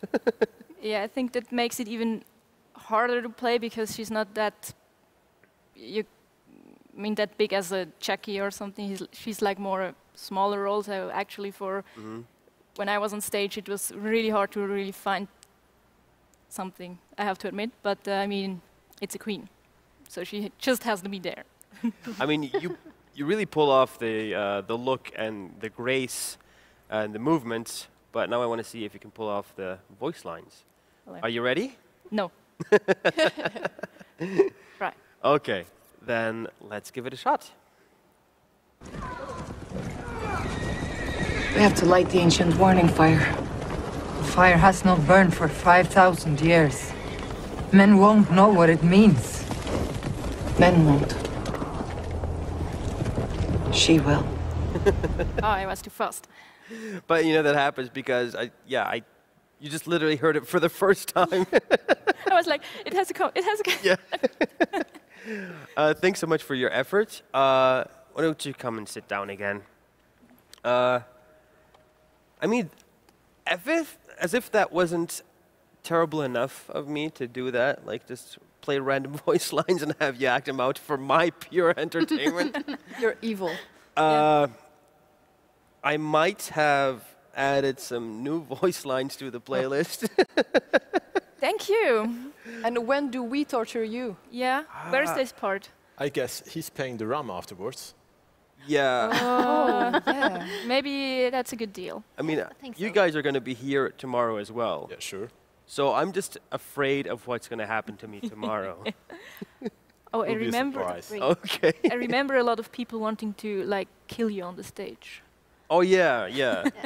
I don't know why that is. That always when I was maybe you look very killable. Yeah, always when I host the cosplay competitions, they want to incorporate me in their act by killing me, which I think, why do so many people like to kill me? It's just, I could do other things. I could dance with you. I guess it happens because you're there.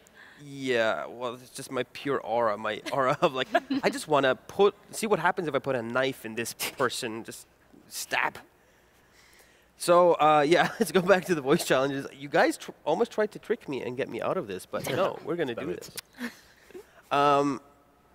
Noxus, why don't you go back up to the performance area, and then I will just play a random clip that I think might or might not work with Captain Jack Sparrow.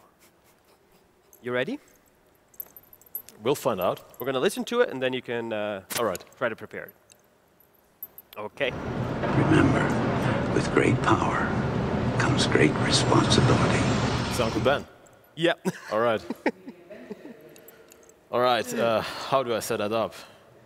Jack's advices are mostly trash, but yeah, I think I should go with his advising look. Yeah. Bring it on. Okay. Remember, with great power comes great responsibility. How do I not trust you? You can't trust a pirate, right? I mean, that was amazing. That was like off the cuff. Mad props to you. Thanks. Yeah, really cool. So, next in line, Tanya.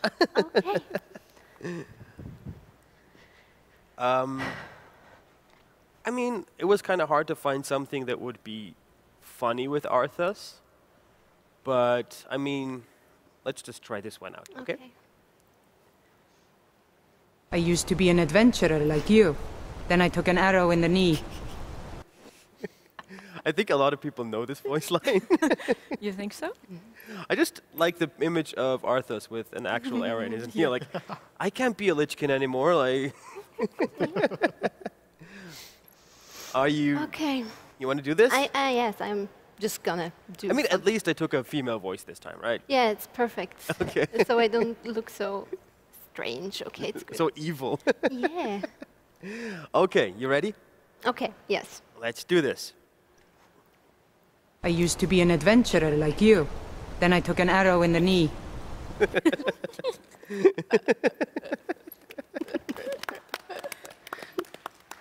Help me. Oh no. Yeah, I mean, I love the action at the end as well. Like, it kind of reminded me of Jim Carrey in Ace Ventura when he gets like. Yeah, exactly. Oh, yeah. No, and he gets the other one as well. Like, I got an arrow in the knee right now. Yeah, I mean, I love when cosplayers' performance is also humoristic, because you have a lot of people that want to be, serious and badass and, these warriors. But if you take that concept and make it funny, it's just so much. For me, it's way more entertaining. So therefore, Amila. Oh, it's me? Yeah. Surprise. I'm not there anymore. Damn it. You really want to torture me? Yeah, you really want to trick us. That's not nice. I write it in I wanted to catch you off guard now. In after my you tried to catch me off guard. Queen's book of people that were nice. Are you gonna? Right at Santa. No, it's my book. You're not on it. I'm not on the list. You're now on the other list. Oh damn! Damn! That is mean. Okay. You know what? I think this character actually works with you quite well. Oh my. So I'm really excited. Let's play the voice line. Stop, stop, stop. You're going to take someone's eye out. Besides, you're saying it wrong. It's Leviosa, not Leviosa. Wingardium Leviosa. Okay. I think everyone knows that line very well too. I thought it was, yeah. As you can see, like, this is how I get you back. Can I be back on the list, please? Not yet. Not yet. Okay. Are you, so you know it, so are you prepared? Are you ready? Yes. Okay, then let's do this. Stop, stop, stop. You're going to take someone's eye out. Besides, you're saying it wrong. It's Leviosa, not Leviosa. Wingardium Leviosa. Can you do it? Leviosa? Yeah? No. Come on. Well, Leviosa? It is Leviosa, not Leviosa. Leviosa. Yeah, please try. Leviosa. You got me off guard. You have to try. Leviosa. Leviosa. Leviosa. You will fail horribly in Hogwarts. I will talk to the headmaster. Okay, okay. The salt. The salt, yes. It was a bad idea for me to sit right next to you. Because, I mean, you have weapons like all over you at some point. So I'm a little bit afraid. But now heading off to you with Really? Yeah, but I got to tell you, it's going to be the last one. Okay. It's going to be the last one. Okay. Why don't you head over there? Shall I go? Okay. Yeah. Okay. Because I like to mix and match stuff, I think this one would be quite interesting. I'm pretty sure you know this one. Okay. But it might not fit your physique. Okay. So let's just play the clip.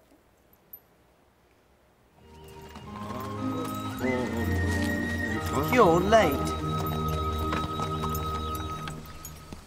A wizard is never late, Frodo Baggins. Nor is he early. He arrives precisely when he means to. Yeah, I kind of know that movie, yeah. Yeah. I think I know every line of the 3 movies. Yeah. But in French, not in English. But I think that should do. Well, I have the same hair color as Gandalf, so Yeah. it should work. And also, I mean, they kind of have stuff in common, Ciri and Gandalf, by, like, moving all over the place, being and also being kind of wizards both. Maybe? And of course, time travel, so you're always on Yeah, time. and basically. traveling, of course. Yeah, So you ready? of course. Okay, then let's do this. You're late. A wizard is never late, Frodo Baggins. Nor is he early. He arrives precisely when he means to.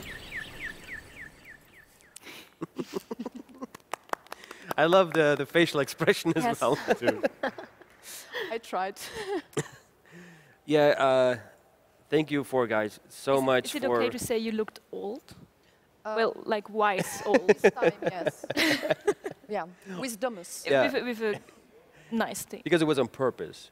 Yeah, it was on purpose. Yeah. It was all an act because of my skills, so Yeah. it's okay this time. Yeah, thanks so much, guys, for indulging in my weird little challenges for this voice line. I hope you had somewhat of fun, and I hope you guys at home had fun as well. We're going to go on a very short break. Well, here for us at least.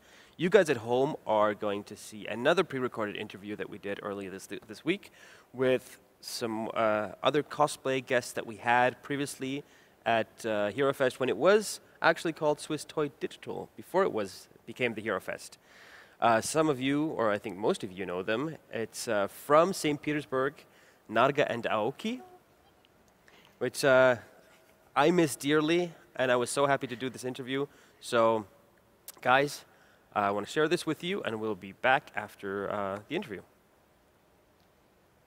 So I'm joined here with Narga and Aoki, two of our very beloved and one of our favorite cosplay guests that we had so far in one of our events. They were cosplay guests back in the day before the Herofest was called Herofest.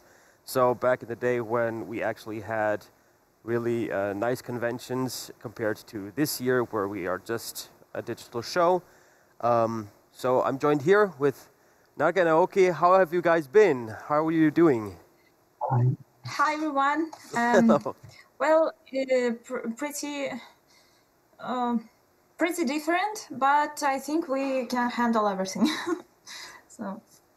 Yeah, the situation has changed massively for a lot of people, and that includes, of course, cosplayers that travel the world as you guys do, produce content for your online profiles, for Instagram and for Patreon as well, as you said. Now, thinking back when you were guests at the Swiss Toy Digital, the version of what we then created a Herofest out of, do you have any memories of the convention here in Switzerland? I remember when the convention ran for 4 days, and every day after convention, we and the crew and cosplayers, we went to the not a restaurant, but I think some kind of cafeteria, yeah. and we played charade every evening, and it's still one of the best group games, team games I ever played in my life, and I really enjoyed that because it was so. So many different ideas, not like in any other, team. Because I played with my friends after I tried to play, but I hope they didn't hear me. But you were the best team players. Yeah. That's sweet. Yeah, we always took pride in having a very comfortable environment, and basically this whole thing started with a bunch of friends from My Insanity wanting to make something cool, and then it just grew and grew and grew, and at the core it's still just a bunch of people that have loads of passion for it. And that's why, if you look at all this, we do this for the viewers at home, for people who miss being at Herofest. We want to bring the best possible content. I can see that. That's why this year we also have a cosplay contest. I don't know if you heard, we have two actually. One is the digital version where people could send in videos, and the second one is where we have 8 pre-selected contestants coming here on stage and being able to perform, which no other convention here in Switzerland at least has done before, because we still want to celebrate that. Yeah. What do you think is probably a good idea for conventions to transition in the future?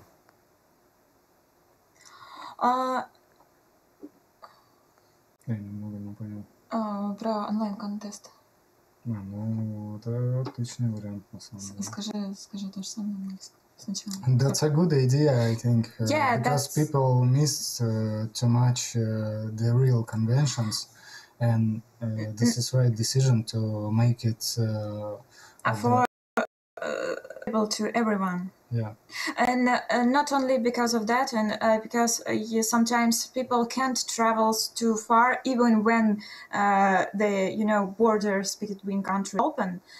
Some people can't go for different reasons, and online contests give them a chance to show their work just from home. And I think it's really a great idea, and I would love to see some kind of online contest in the future when conventions become, as normal as before pandemic. Maybe not instead of offline contest, but together with offline contests, because it's a great possibility. Yeah, we also in Russia. I just back from Comic-Con online, but I still had to be in a studio to record some interview and something like that. And they also had online contest, and people actually enjoy that. Because a lot of cosplayers missed offline convention.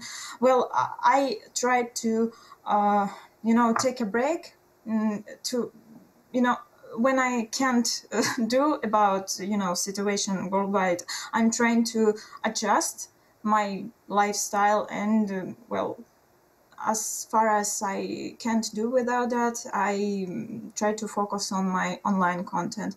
But I still understand when people miss the convention so much, because I know a lot of people, they doing like 1 or 2 maximum cosplay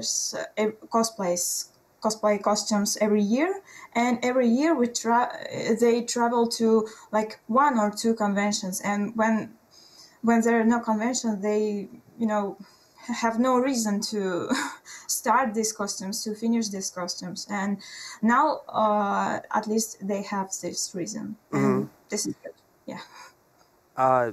So with the online competitions that many have started now, where cosplayers then shoot a video of themselves doing either something serious or something epic or something incredibly funny and silly in their very detailed costumes as well.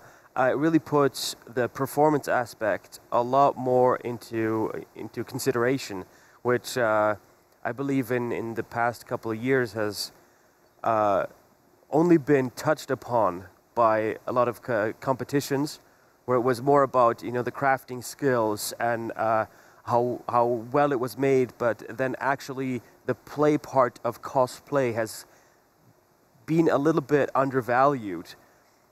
And that is what a lot of cosplayers have been striving for, is actually becoming that character. And as you said, they work on a costume or work on 2 costumes during the year, throughout the year, for one specific convention to show, to become that person, that character. And through online, through videos, it's a lot easier to be able to become that character and make a short video and upload it and share it with the world, because we try to give people the opportunity to present themselves in the best possible light, and we want to celebrate what they do. So what are you working on currently? You mean costume? Yeah. Specific. Well, first I need to. We need to finish some. How to say that? Board game commission. They commissioned me to make their character, and I'm going to finish it this month already. Maybe we'll finish Sylvanas. Sorry, this is my phone. I It's will okay. leave. Can I leave? Yeah, you can leave. It's fine. We're gonna I don't know what is it. make a quick edit, and then I'm gonna snap my fingers, and you're gonna be back when we just do. That's the great thing about pre-recording these interviews. We can edit these. Yeah, that's cool.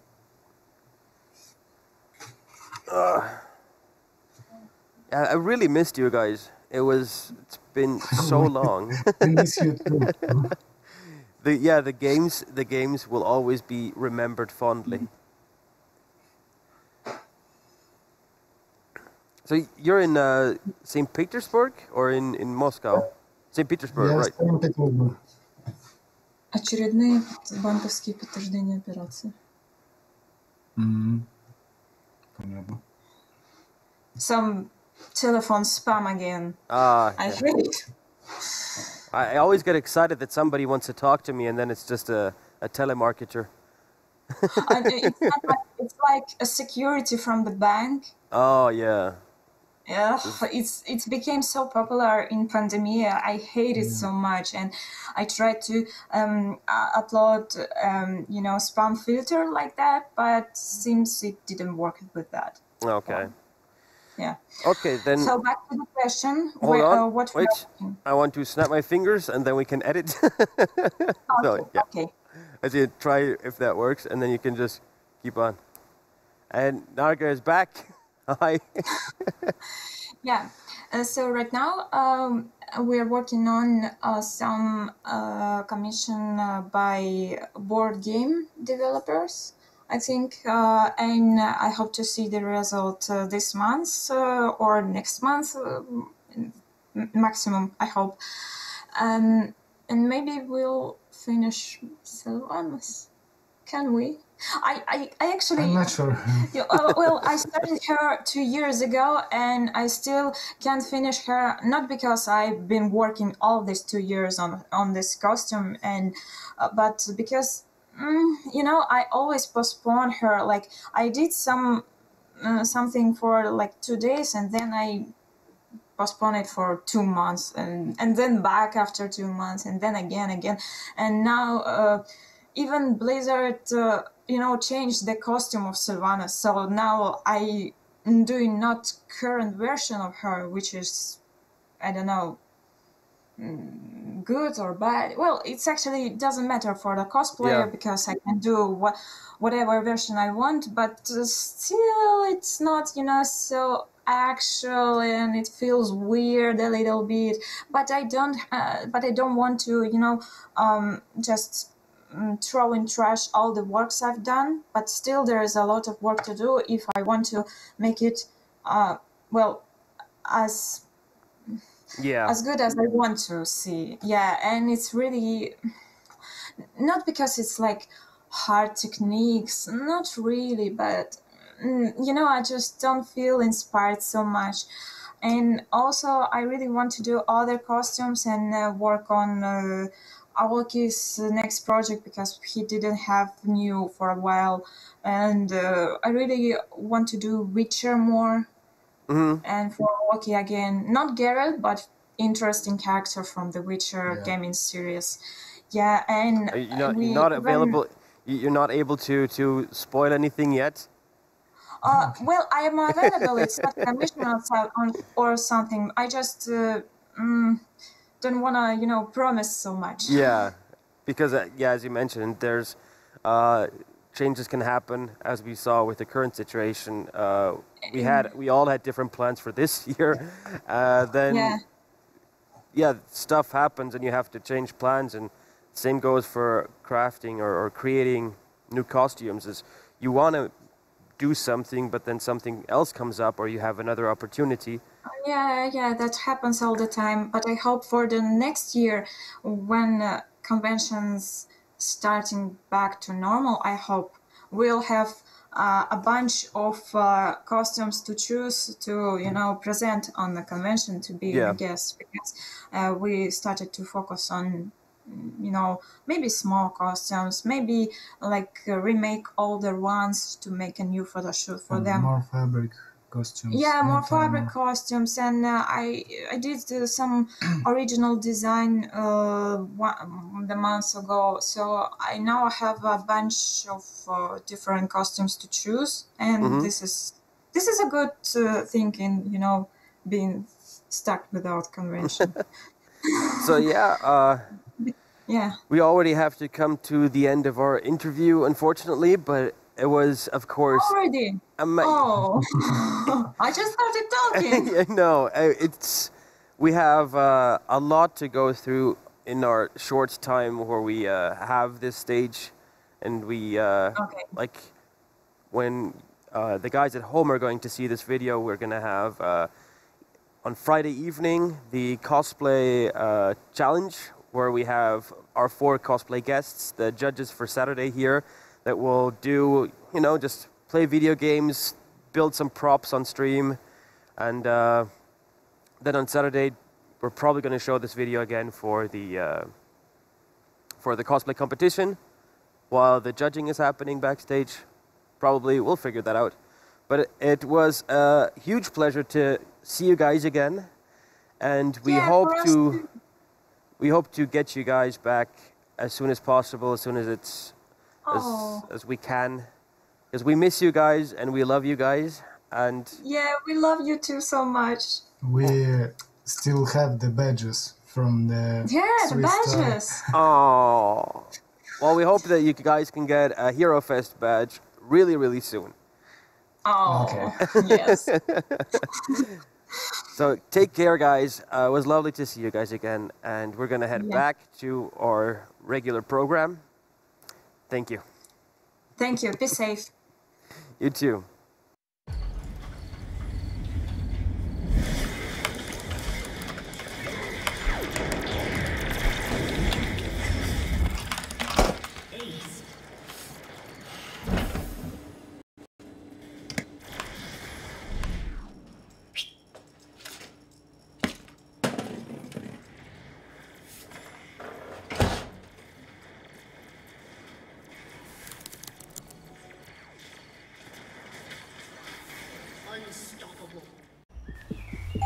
Das gute Gefühl, wenn du bereit bist.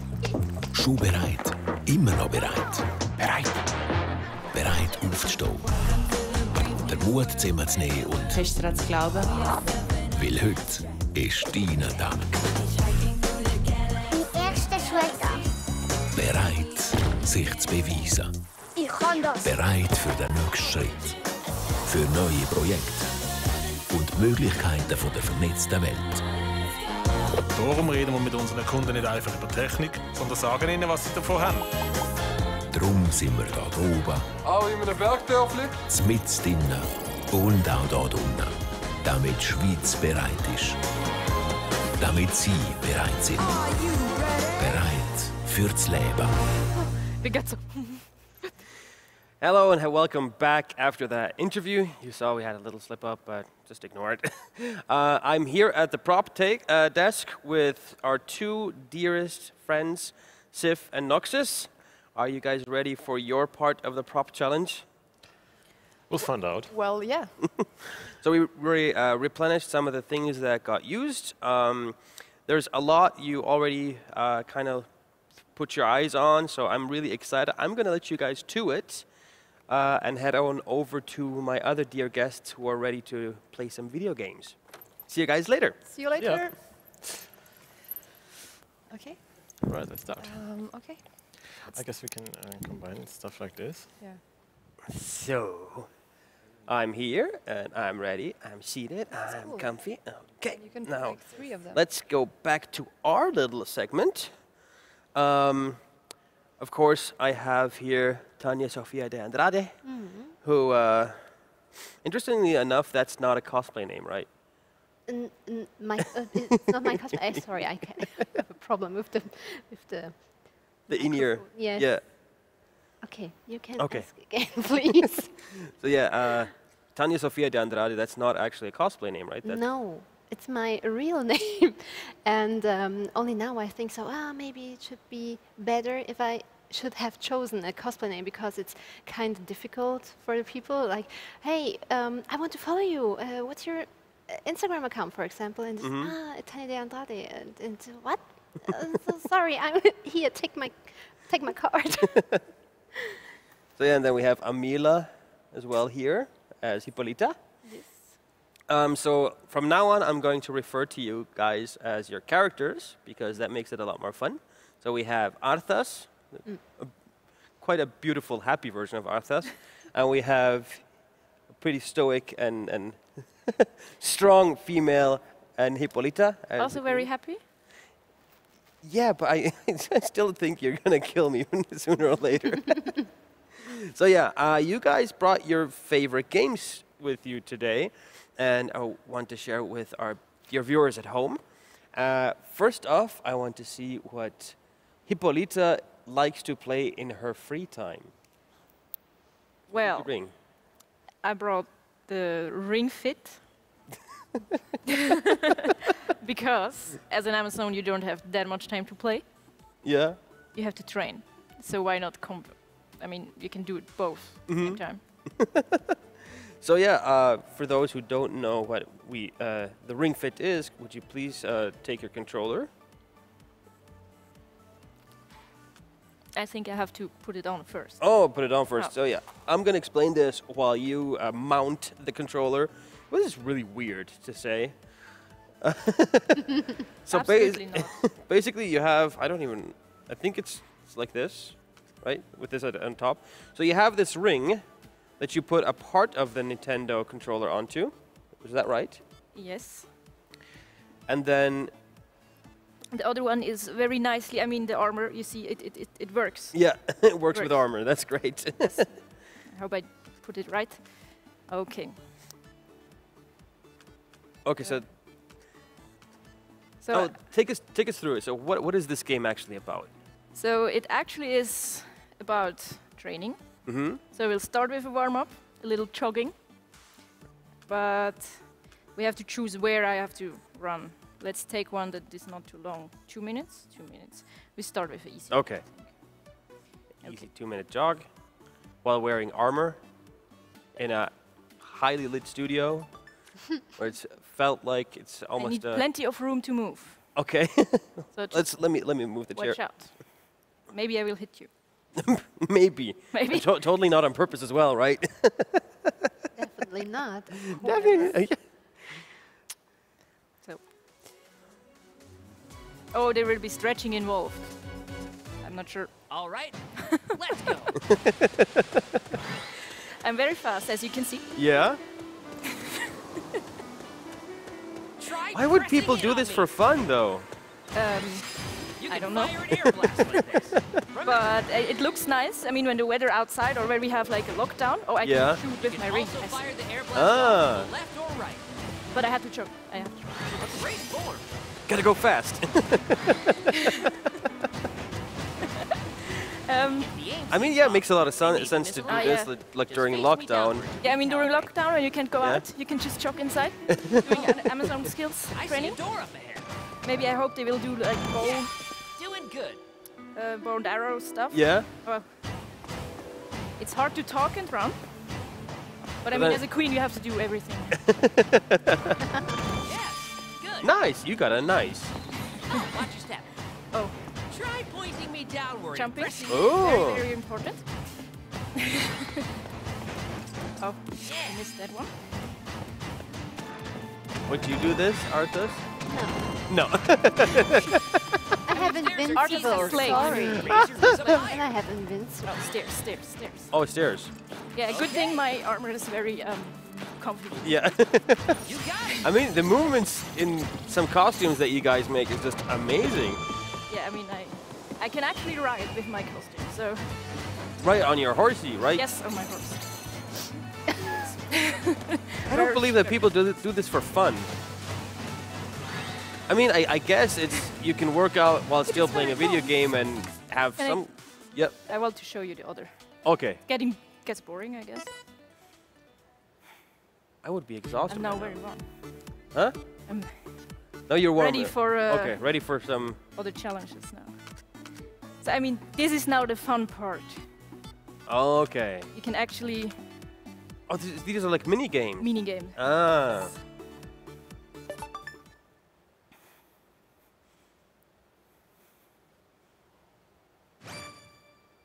Robo-Wrecker. Stand with your feet shoulder wide apart. Point the ring on straight. Okay.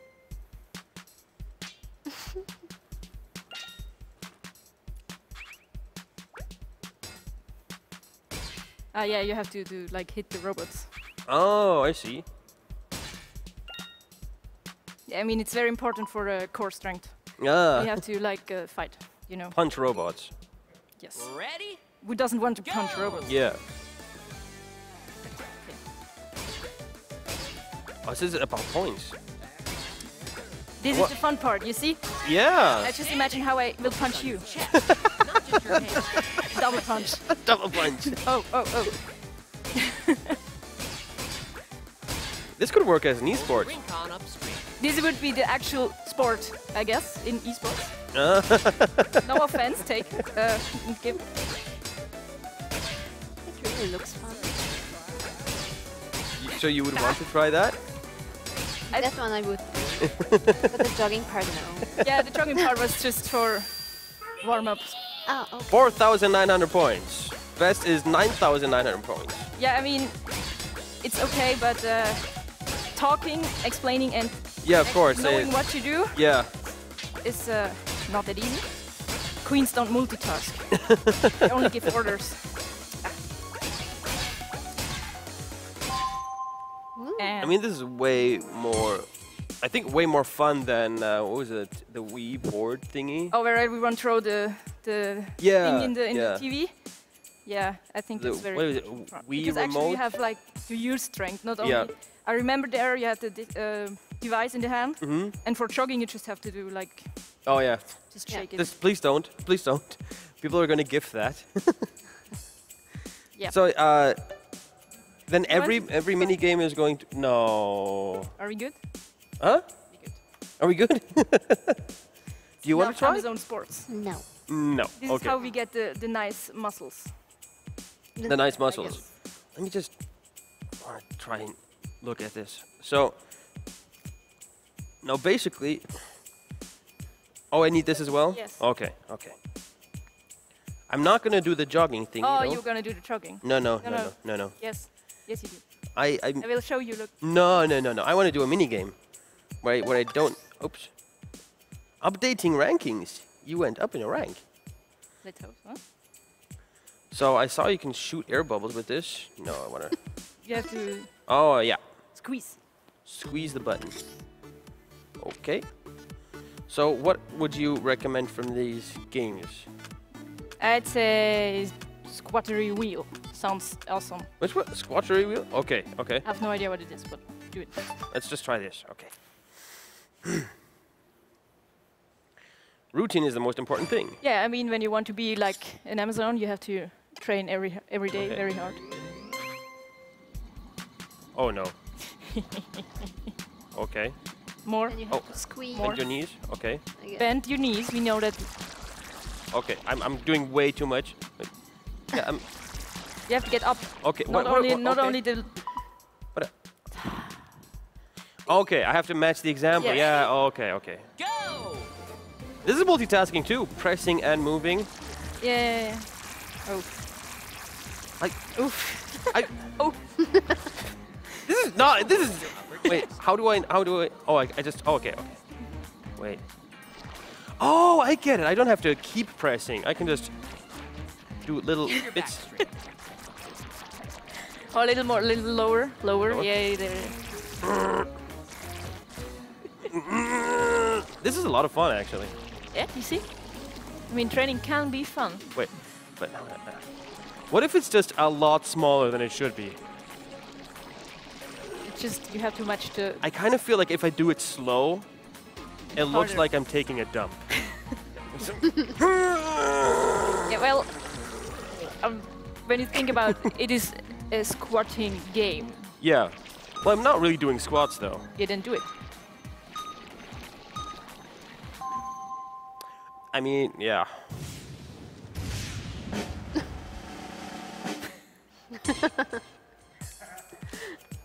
I mean, somewhat. I mean, 19 It's points. something. It's something.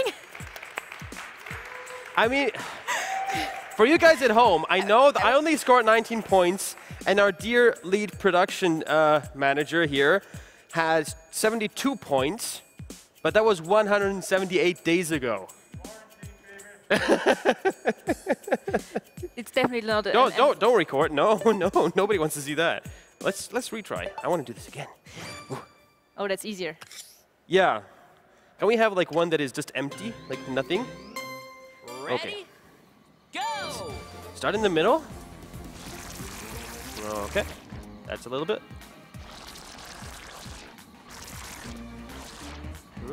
Yeah, that's not bad, not bad. Smooth. Smooth. And now the cosplayer. Wow. Smooth transition, yeah. Now. Oh, no. Oh. Not too much. Now just smooth it. Smooth it. No. Oh, this is good. No. I keep messing it up. It's not bad. It's not bad. A little tighter in the middle. A little tighter in the middle. We need the nice hourglass shape. I'm gonna get an hourglass shape this way. No. Okay. Whew. I like the flames at the end. It looks like they're actually going to like. No, we gotta torch this. That's a new record. Wow. Wow. And you just throw it away. Yeah, I retire champion. Damn. Okay, that was interesting. So, we are fit now. yeah, I You will might survive like 1 minute on our. gotta take a break island. of playing games here. So yeah, thanks so much for that. I might actually try that out. It was a lot of fun. I want to check in on the prop makers, and we can get you set up with totally not World of Warcraft though. So just stick around.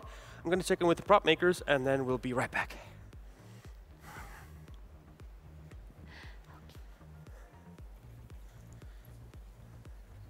So, hello guys. Hello. Hi.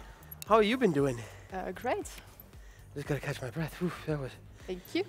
Okay, so we have a top-down camera. I'm kind of curious what you guys are working on. I might have an idea. Hide it. Hide the ROM. Hide it. Yeah. How's the hot glue treating you? Like hot glue? No, Very no well. burns yet? I have no. I have glue everywhere, but no burns yet. Okay. As long as you don't stick to yourself, that's fine. No. Okay, well, I'm super curious to see what it's eventually going to look like, but it looks like you're on a very good track. Use a lot of tiny little pieces, so I'm going to just leave you guys to it and head on back over to Arthas. Arthas, are we ready? Okie dokie. So, out of all these parts, which one would have been the most difficult to integrate in a build? I think the metal ones. It depends of the build. Yeah, it depends. But for example, this. Yeah, it's a little bit You big. can use it for a sword or a spear or something, but Yeah. But not in. but not this for case, in yeah. not in this case, no. What about like a paddle? Or this is complicated because you can't just use it like that. So you have to have like this side or this side integrated in your prop. Mm-hmm. But yeah. You have little pliers and scissors and.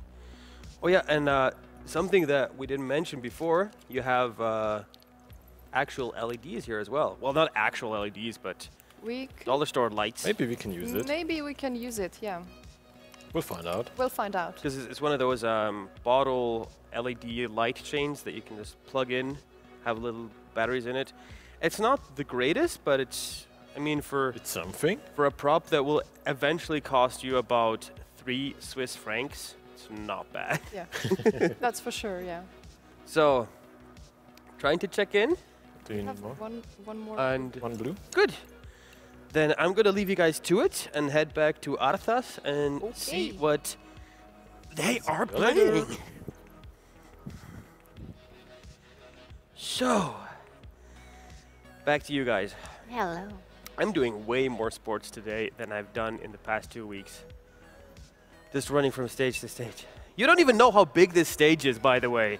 That's like a 5-minute walk, at least. Don't show them. It's okay. It's not 5 minutes, but still, It's really warm in here too. But maybe that was just a slight workout. But now I will stop complaining. Arthas, you brought a game with you. Yes. You want to show us your favorite game. Yes. Could you like spoil a little bit something about it before we go into the gameplay? Spoil. Well, Tease it. It's actually quite relaxing. It's like you have to live in a happy place. Is it Dark Souls? No. Is it... Oh, is it Death Stranding as well? No. Is it, do you know some like depressive or like very hard games? Oh, is it Dark Souls 2? No. I know it. Yep. Dark Souls 3. Dark No. Is it Diablo? No. It's too dark. What? Is it Dante's Inferno? Sometimes no. Something with zombies. Yoshi? We're getting closer. Okay. I mean, it's really dark when it falls down. And I mean, I don't know what to expect, but let's just head into the gameplay and see what you like to play on your free time. Okay. So I'll take you with me. Usually nobody is allowed to, but Oh, hey. okay. Seriously? Yes. Just listen. Listen. Oh my god. It's my favorite part. Is this the punishment for before? I'm not involved in this. Of course not. Your punishment will come. Look at this cute little buddy. The Tom Nook? Tom Nook. Why does he speak that way? It's the language of the animals.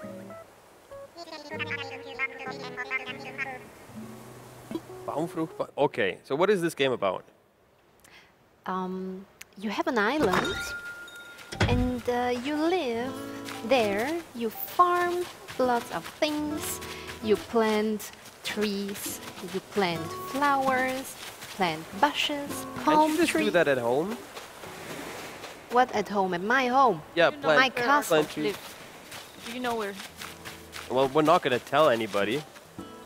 Yeah, but I mean, what's surrounding? Like Oh. frozen Oh, yeah. everything. It's very hard to plant trees. Oh! It's a good night because we are gonna have. Oh right. What? So is wait. this your island? Yes, this is my ugly island. I haven't been here for a while, and I want to talk to her. Yo, maybe she doesn't want to talk wait. to you because you've been gone for so long. Yeah, no, I don't. Oh, no, I didn't. Oh, okay, this was the wrong one. This was the wrong one. This one? Ah, this one. Okay. I'm not used to this control, you know. She's so cute. She's one of my favorites. But can you kill her? No, she's What? my friend. Okay. It's like invincible. She reminds me of. But how do you win? You collect. See, she gave me an Bastelanleitung. Oh. And then? And then she has always these DIYs with for how can I say?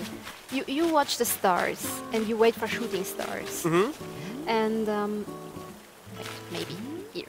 We just wait.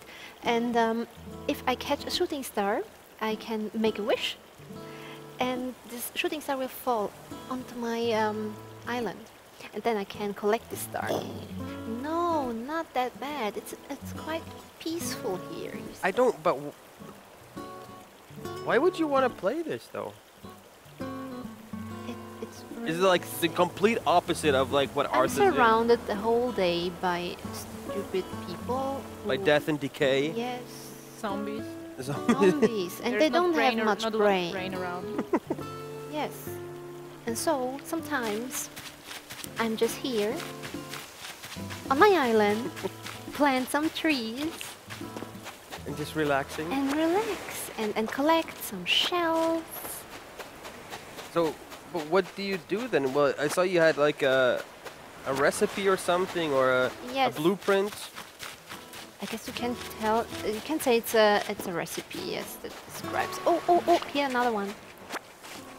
Let's see. Kill the crab. No. Hit it. Hit it. No. Oh wait, it's what's the wrong button. This one? Excellent. Do you have rockets? Sometimes, yeah. Can you shoot rockets at stuff? No. Oh. Can you set something? Oh yes, I can. I can shoot rockets. Wait, okay, I don't want this. I don't want to have this. Okay. So I'm going to look what's around here. You have a cute teddy bear. Why do you have a cute teddy bear on the lawn? I got this. It's a present. Huh? For stabbies. For stabbies. Yes. The training dummy. What is this? I've never seen this before. Okay, let's wait. This is wrong. Okay, wait. This one. Oh, it's an insect. The grasshopper. I don't know. I don't. Oh, it's a new one. I didn't know this before. It's a grill. Yes, they have special tons. So, and now I can go visit this owl here because I love owls. Oh, you put that there? No. He lives there. He wanted to live on my island. Is it Bob? Is it Bob? It's not Bob. It's the brother of the other owl. You can't tell me this is Bob. He looks exactly like Bob. But he doesn't talk Swiss German. Yes. Yeah. He's Bob's half-brother, Eugene. Listen, I had to wait, this one. Okay, it's just creepy because he's not looking you in the eyes, like looking all the way up to space. He's looking for shooting stars right now. Yes. Look. Look! How? That owl is on some serious drugs. He's scared of insects. He doesn't like insects. But don't owls There is eat the insects? Arthas coming. Huh? He likes to punish him with insects. Lass hören. Oh, this one.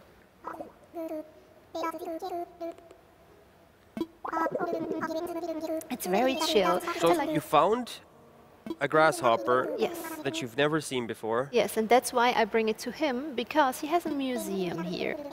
And he Exhibits? yes, exhibits these pieces. But it's a live grasshopper. Yes, I'm gonna show you. Wait. Blah blah blah. You hear? Aw.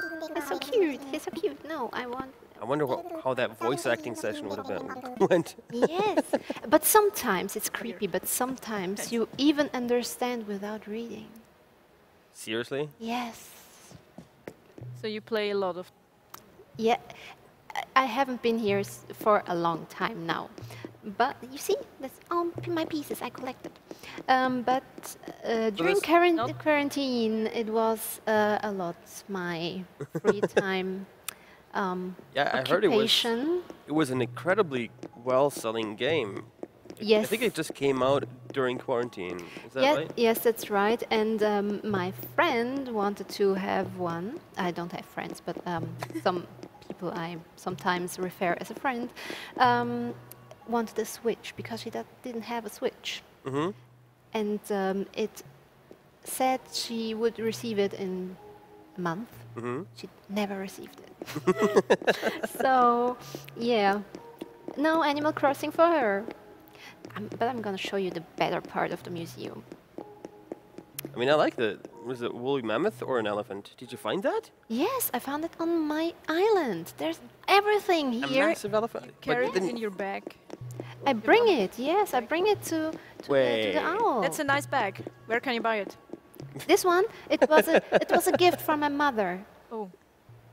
Yes, it came by mail. Wait, if you found the elephant on your island, yes, and now it's a skeleton, what did you do? No, I found. Well, Frostmore hungers. Wait, sometimes I. That would be so amazing. So look at all these people that visited my island. You just have a bunch of skeletons lying around. No, I also have live pieces here. You're gonna take a look here. Okay, this is empty, but this one has some fishies. You can say hello, and. So do you win when you collect everything? Yes, I collect everything. You can collect. Actually, you should collect everything, and it's changes. Like I didn't log in during summer, for example. I had other things to do, and there were some fishes you can own, or actually also the insects, for example, you can only find seasonally. Oh, okay. And look at this one. you just play this by yourself, or I thought it was like online something as well. You can invite friends to your island, or you can visit them on their island. But Can you steal stuff? No, but you can trade. You can like take some things from there. And on my island, I never let anyone come because my island is shitty, and I don't want to show it. That's why I'm just walking around here because so you don't have to. I want to see more. Like, I don't know if it's like a good island or a bad island. It's a bad island. Well, it could be better now. I think you have a whole edge of skeletons. She didn't hide, so maybe. Look at this why we one. don't- These are one of my favorites. They are so beautiful. Wait, where is the? This has guests that she has invited to her island in like see? bats that are turning slowly into ice zombies. They actually are very toxic in real life. But they are beautiful. Yes. See? And deadly. But it's okay. Are they toxic or venomous? Or poisonous or venomous? Well, I just wanted to show off that I know something. Do you have to really? do you have to get me again? Gotcha. I think they are. Which one is which? Toxic. Poisonous is if you eat it, Yeah. you die. No, then they're toxic. Venomous if Venomous. it tries to eat you, you die. When you touch it, you will. Oh yeah. Yeah. Okay. Or when it will touch you. It's like one of those frogs, right? Why do so many animals in the world want to kill you? They don't want to kill you, but they will kill you if you are too close. Okay. I guess. Yes. I mean, did you ever see like Kinda like you. a Stabby stab. As long as you're in stab reach, you're I mean, you're quite close. It's social distancing. Head lake. I made it. The what? That's a lake. Actually, it's It's a just lake. yeah. It looks small like a lake. plastic bag. No, it's Ew, it's a cat. A cat. Cat lake. A cat head. This is my newest villager. Oh, this one wants to talk to me.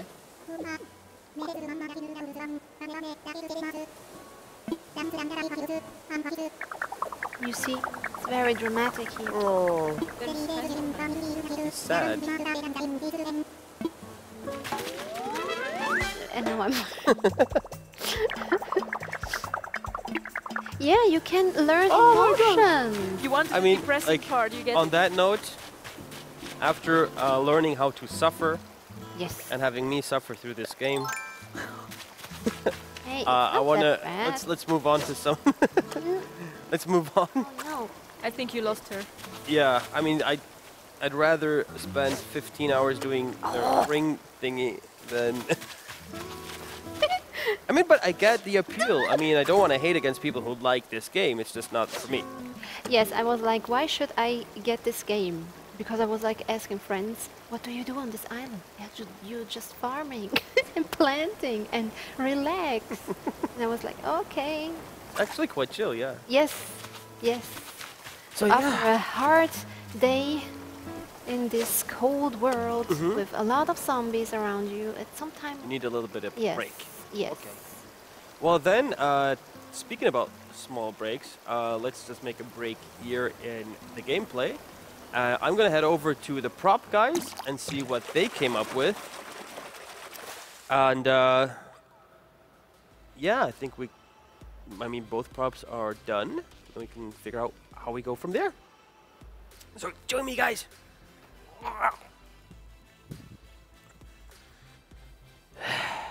Okay. Hello there. Hello. So you guys are done with your prop. What happened? We throw it away. It fell overboard and into the sea. Oh man. You have to find it now. It was like $5. Oh, come on. So yeah, so this is all that is left. We're probably just gonna put it all in a bag and use it next year. Have fun next year. Yeah. So yeah, why don't you guys join me over there on the big stage, and then we can have the big prop reveals. Do we have to take the prop with us right now? No, no, drying. no. You can then It's show it drying. off here. Yeah. All right. Yeah. Okay. Okay. Come on.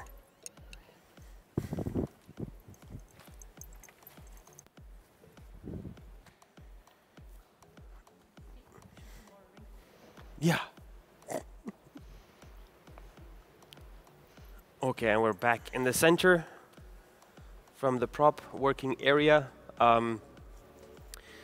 So yeah, I mean, it was very fun having you guys here tonight. Thanks. How was the prop challenge for you guys? Very fun. It was very funny, actually. Actually? Yeah.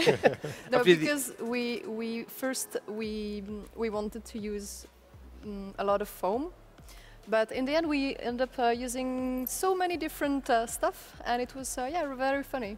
So I'm looking forward to show it. Oh, that's cool. So you're actually proud of what you came up with in a half an hour. Yeah, I wanted to have this to showcase not only the creativity of some of our judges, but also you can do so much with little things. So if you want to get into cosplaying or just prop building or just crafting little nicks and little knickknacks, it's really easy and it doesn't cost you much. Like I got all that stuff from a dollar store.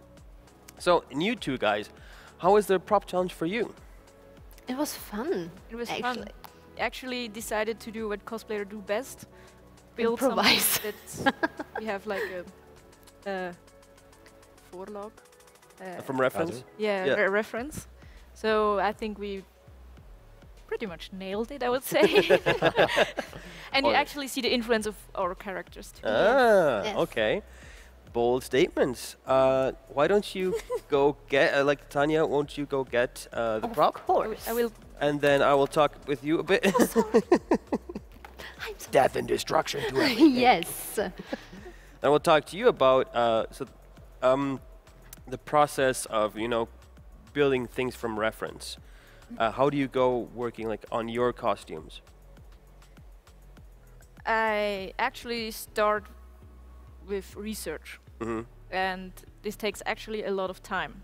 Mostly when the film is not really out yet, or when you have like just sequences or just a trailer. It's very hard to find good reference pictures. I mean, from a game, it's often easier. Yep.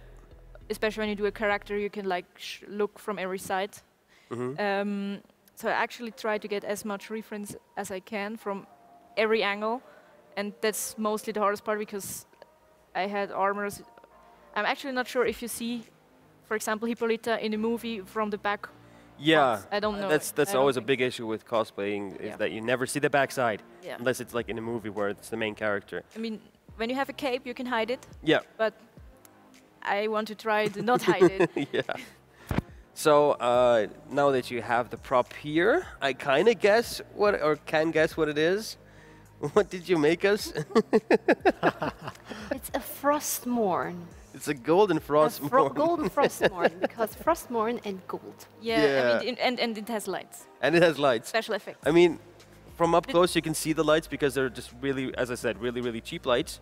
But because of the hall lights in here, you can hardly see it. Would it be possible to just dim the lights down just to see the effect of the lights?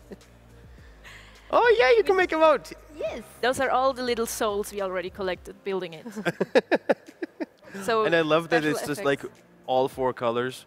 Yes. This doesn't even matter at this point. This is Almost so a cool. Thanos snap. Yeah. It's a Christmas sword. So that's so cool. No, So no, it's it's souls. It collects It's souls. Like souls, not Christmas. No. It's Infinity Stones. To me, it's Christmas. Christmas. Christmas. I don't like Christmas. Christmas souls too. We don't care about that. So what did you use for this now? The paddle. A paddle. And a lot of foam and hot glue. And Mikado sticks. Yes. Mikado sticks. Yeah, to join. You can actually detach it. Yes, it's also Easily something very transportable. yes, for the transport. As something that I really enjoy seeing in cosplayers prop building is when they get to, oh, you're going to show me how to detach it? Or? No, I can show you. Yeah. But we also added googly eyes because the dragon has to see something. Oh. And runes. And runes. We don't know, maybe it's an offense for something, but we try to Maybe you just summoned a demon. maybe. Okay. Trump. But it looks amazing.